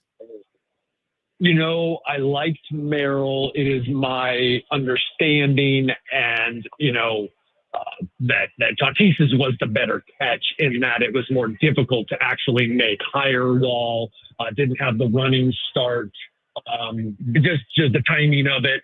But I love watching what Merrill has done these last 2 with just the smoothness and ease. And I'm remembering the guy that at this point last year was just sort of starting to look like a real live outfielder. And now it looks like he's been playing there his whole life. And with him struggling on offense, making sure that defensively, he's playing out of his mind is a good thing to see. Kevin Acee, join us here on John and Jim. What's the latest with you, Darvish? We heard Mike Schilt talk about him, but seems like it's all good to go for his next start. Yeah, he's thrown the last couple of days, the same old and going to start on Saturday. So haven't got confirmation 100%, but it looks like Pivetta on Sunday. I personally was hoping Pivetta, got pushed so that he could be available for the All-Star game if necessary. But if he's pitching Sunday, then he won't be an All-Star. Yeah, that's a bummer because Nick Pivetta has been their best starting pitcher in the first half. I don't think there's any question about that. Without him, who knows where this team would be? Kind of a last-minute signing by AJ Preller, and he's turned into a borderline all-star for this team. It's an incredible, story for the Padres and an incredible season so far for Nick Pivetta. Yeah, it really does. It's funny you say that, and just the way that you did. I mean, AJ Preller deserves there's so much credit for that, right? And where are they? And that just shows the difficulty of the job and the demands of that job, because this roster, this offense is also on AJ Preller, right? Yep. So what are we going to do as we assess him here, right? Like they are 7 games over. Are we going to give him credit for that, or are we going to go, oh my gosh, we're watching Trenton Brooks every day? Right. Yeah. No, that's a good point. Every day it's like Trent Brooks or Bryce Johnson or Martin Maldonado or Jose Iglesias. Does it feel like all of those guys are expendable in your opinion? I know they value the catching position and whatnot, but if you want to take away the catching spot, Trenton Brooks, Bryce Johnson, Jose Iglesias, Tyler Wade. I know Schulte loves Wadey, but of those guys, does it feel like they're all expendable and their time might be running out here if Preller really wants to, ramp things up here at the deadline? Yeah, Brooks and Johnson for sure. I mean, just because, like, no offense, and like kudos to them for being on major league rosters, but yeah 100% expendable. Like, I don't know, 15, 20% of the players in the major leagues, right? Like, I mean, so I'll still say, and I trust that you guys spend a good portion of the time talking. Still up to the Padres stars to get it done. We wouldn't be focusing on these guys at the bottom if the other guys were, producing. But you get to the bottom of the lineup and you watch. Look, don't even have to watch that much baseball. Just watch the Padres and the opponents that they play, and just watch what do they have more depth? And a lot of them do. I think you're playing one of the better offensive teams right now. Maybe that's unfair, but wait, isn't that who the Padres are supposed to be? And then look at the Dodgers' depth. Maybe not Texas, but then again, Kyle Higashioka was batting ninth and he beat him. So you don't even have to look around the league other than the teams that are playing the Padres and you go, this is just awful, just awful. And I waited a while to say that because the baseball season does need to develop, and there were times that those guys were coming through.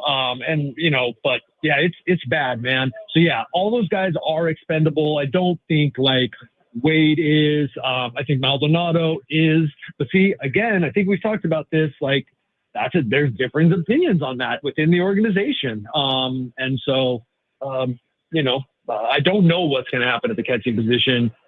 If they can't find a really significant upgrade that they can say, hey, look, this is better for us, because you don't want to mess with that pitching thing. Now, of course, there's a differing opinion on how much the catchers have to do with that. So it really will be interesting going forward. Yeah, I was going to say, does the organization really put that much emphasis on all the shutouts they've had this year and give that much credit to Martin Maldonado and Elias Diaz? Or is it, well, no, they have really good pitching and you could put Campy behind the plate, and odds are, maybe they're close to 14 shutouts this year. Maybe they have less, maybe they have more, but do they really put that much credit and give those guys that much credit for how their pitching staff has been this year? Depends on who you ask, Jim.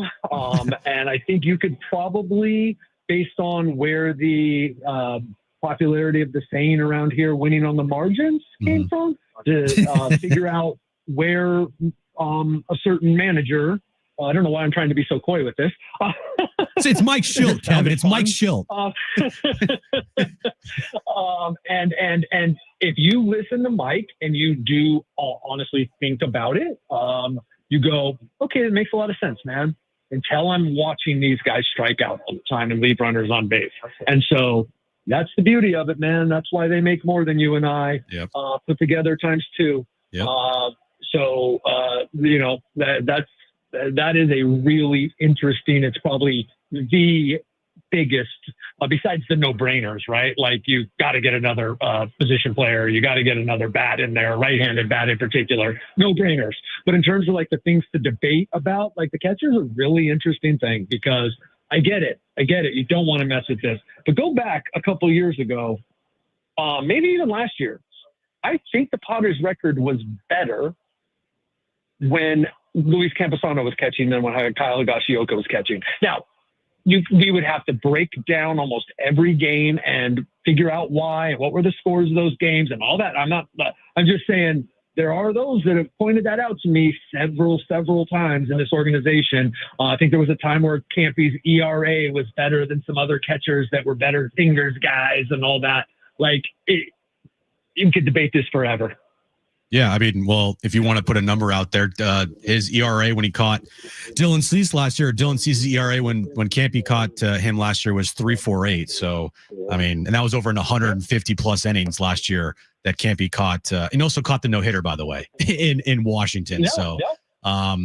Yeah, I get it. It's just a constant conversation that we have and they have, and it's like, can we just get to a resolution on this? I do want to defend the whole winning on the margins thing. Like, if you're winning a bunch of one-run games, man, like, that's why those games are fascinating. Like, it could have been a blocked ball that Campy wasn't going to block, or Campy had a brain fart on a pitch call, or a guy stealing, or pickoff, or whatever. There are so many things that those of us who, by the way, they've got like 15 guys watching this, right? And 3 guys watching it on video, right? Yeah. So, like, if we have to admit that we really, our knowledge on this is limited.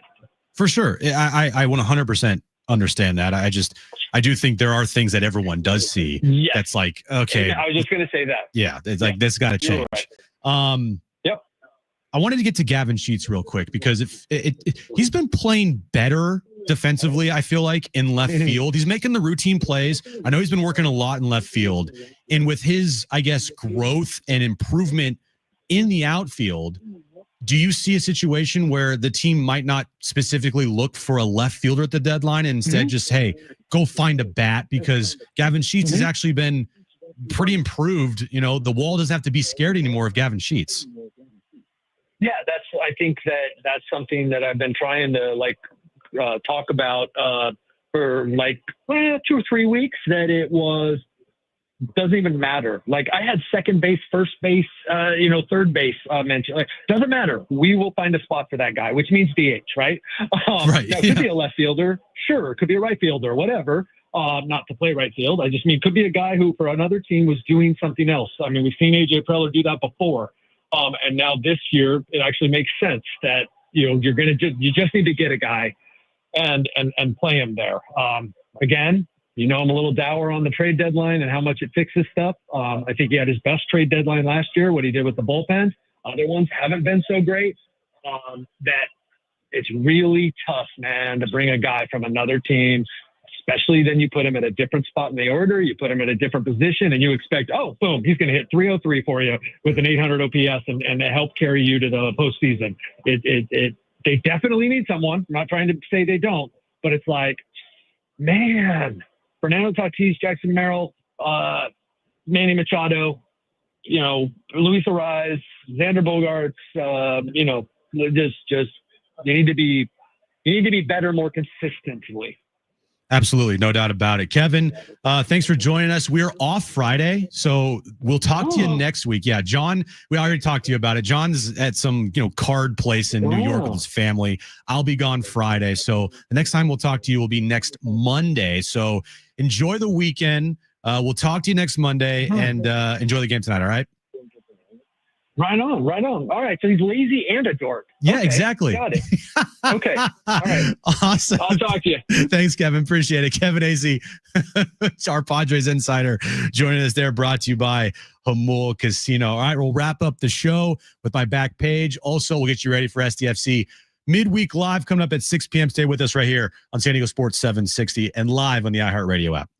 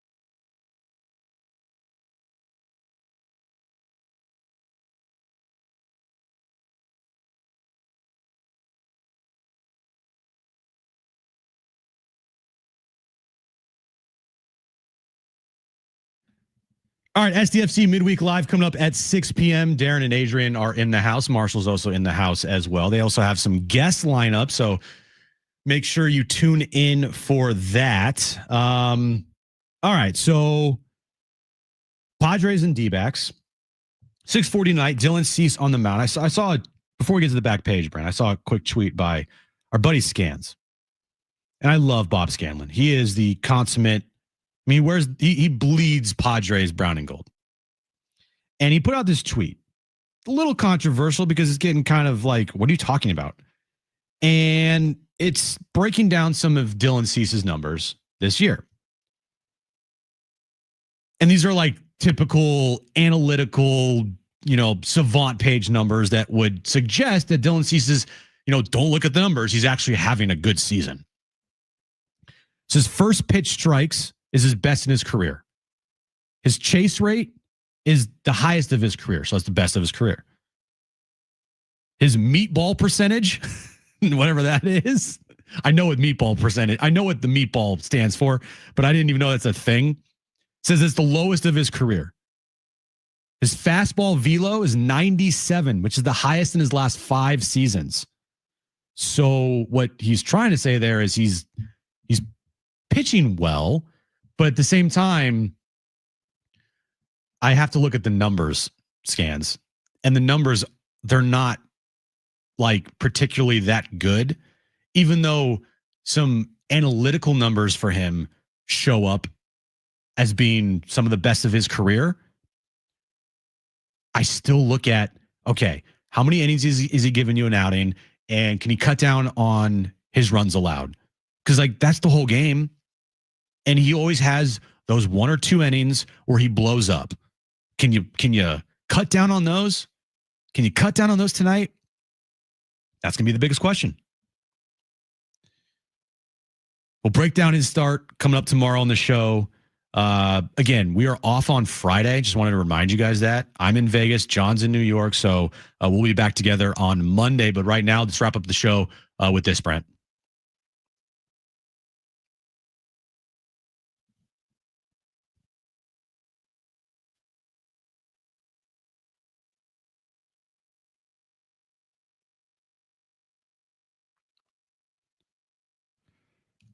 All right, so Burger King, Brent, is releasing a new mango peach lemonade on July 15th. Burger King is turning up the flavor this summer with the launch of a brand new mango peach lemonade set to hit menus nationwide on July 15th. Now, I will have to be honest with you. I can't remember the last time I went to a Burger King. It's been a hot minute. It's been probably a couple of years for me. The only one I can think of off the top of my head is there's like one in Lemon Grove, like over by the Target, was it Target or Walmart? The one with the big electric cowboy in the parking lot. You know what I'm talking about? Mm-hmm. Over by there used to be a store I went to over on that side of town. And when I would leave that store, I would go to Burger King on the way home. But other than that, it's probably been 2 years. I like Burger King. It's just they're not that plentiful out here. Like back home, Burger King is like what Jack in the Box is out here. Right. Like every 2 miles, there's a friggin' Burger King on the corner, like Jack in the Box is out here. I will contest Burger King still. Best fries? They got good fries. Even though I haven't had the fries in forever. And they're one of the only places that uses the, flame broiler grill. That is true. That's still, I still like that. So if you have kids out there and you are having a hard time getting them to brush their teeth before bed, I got a solution for you. Now, I don't know how to say this company's name. Is it High Smile or His Smile? I have no idea. HISMILE. I'm going to go with High Smile. All right. High Smile, the toothpaste company, is teaming up with Lucky Charms, Brent, to launch a limited edition magical delicious toothpaste, turning a childhood favorite into a new fun brushing experience. The toothpaste, inspired by the sweet marshmallowy flavor of Lucky Charms, drops online this week in Walmart stores, July 14th, retailing for $13. There would be a big tube of toothpaste for $13. It's a big bucks. Oh, it's a big tube of toothpaste. Say that 3 times fast. Yeah, I don't know if I want to brush my teeth with Lucky Charms toothpaste because it probably would taste delicious and I'd want to swallow it. Well, Pause. I don't because I'm not 7 anymore. That is also true. When I was 7, my parents had to buy me that, Colgate that was tasted like bubble gum to get me to brush my teeth. But, I'm closer to 47 than I am 7 now. So, just give me whatever generic mint flavor I accidentally Just grabbed. give me the minty stuff. Dude, I don't to even make my mouth feel fresh. I don't even look, I need the winter. I just grab one and then I'm surprised when I put my toothbrush in my mouth. I'm like, oh, okay, that's the one I grabbed. I guess I grabbed wintergreen today. Well, so you can brush your teeth with Lucky Charms toothpaste after you have this new Cinnamon Toast Crunch bacon flavor cereal. Go on. As Marshall freaks out behind Brent. Right now, you can wake up with the taste of bacon in your cereal. Cinnamon Toast Crunch has collaborated with a bacon company to create a bacon-flavored General Mills Cinnamon Toast Crunch that released this week. The limited edition crunchy cereal features smoky flavors of Black Label bacon and Cinnadust. Ooh, it's Hormel too. I like Hormel. Quote, the collaboration is rewriting the rules of breakfast, bringing these two iconic breakfast staples. Are they both iconic? And irresistible flavors together that gives our fans even more reasons why they must Cinnadust. Oh, boy. I try it. Cinnamon Toast Crunch Black Label bacon flavored cereal is now available for $5.84 exclusively at Walmart.com while supplies last. So you can eat your bacon Cinnamon Toast Crunch flavored cereal and then brush your teeth with Lucky Charms toothpaste. I have to admit, out of some of the combos of food that you have on the back page, this is one of the least gross ones. Well, that's so good. I would actually try this one. Yeah, I would try it. And then you can wash it down with a peach mango flavored. That sounds awesome, but I'm a big peach guy, though. Yeah, so. Peach mango flavored drink from Burger King. All right. Thanks to Brent. Thanks to Kevin Acey. Thanks to all you for participating in the show today. Coming up next, SDFC Midweek Live. 1 full hour of SDFC talk right here on San Diego Sports 760 and live on the iHeartRadio app.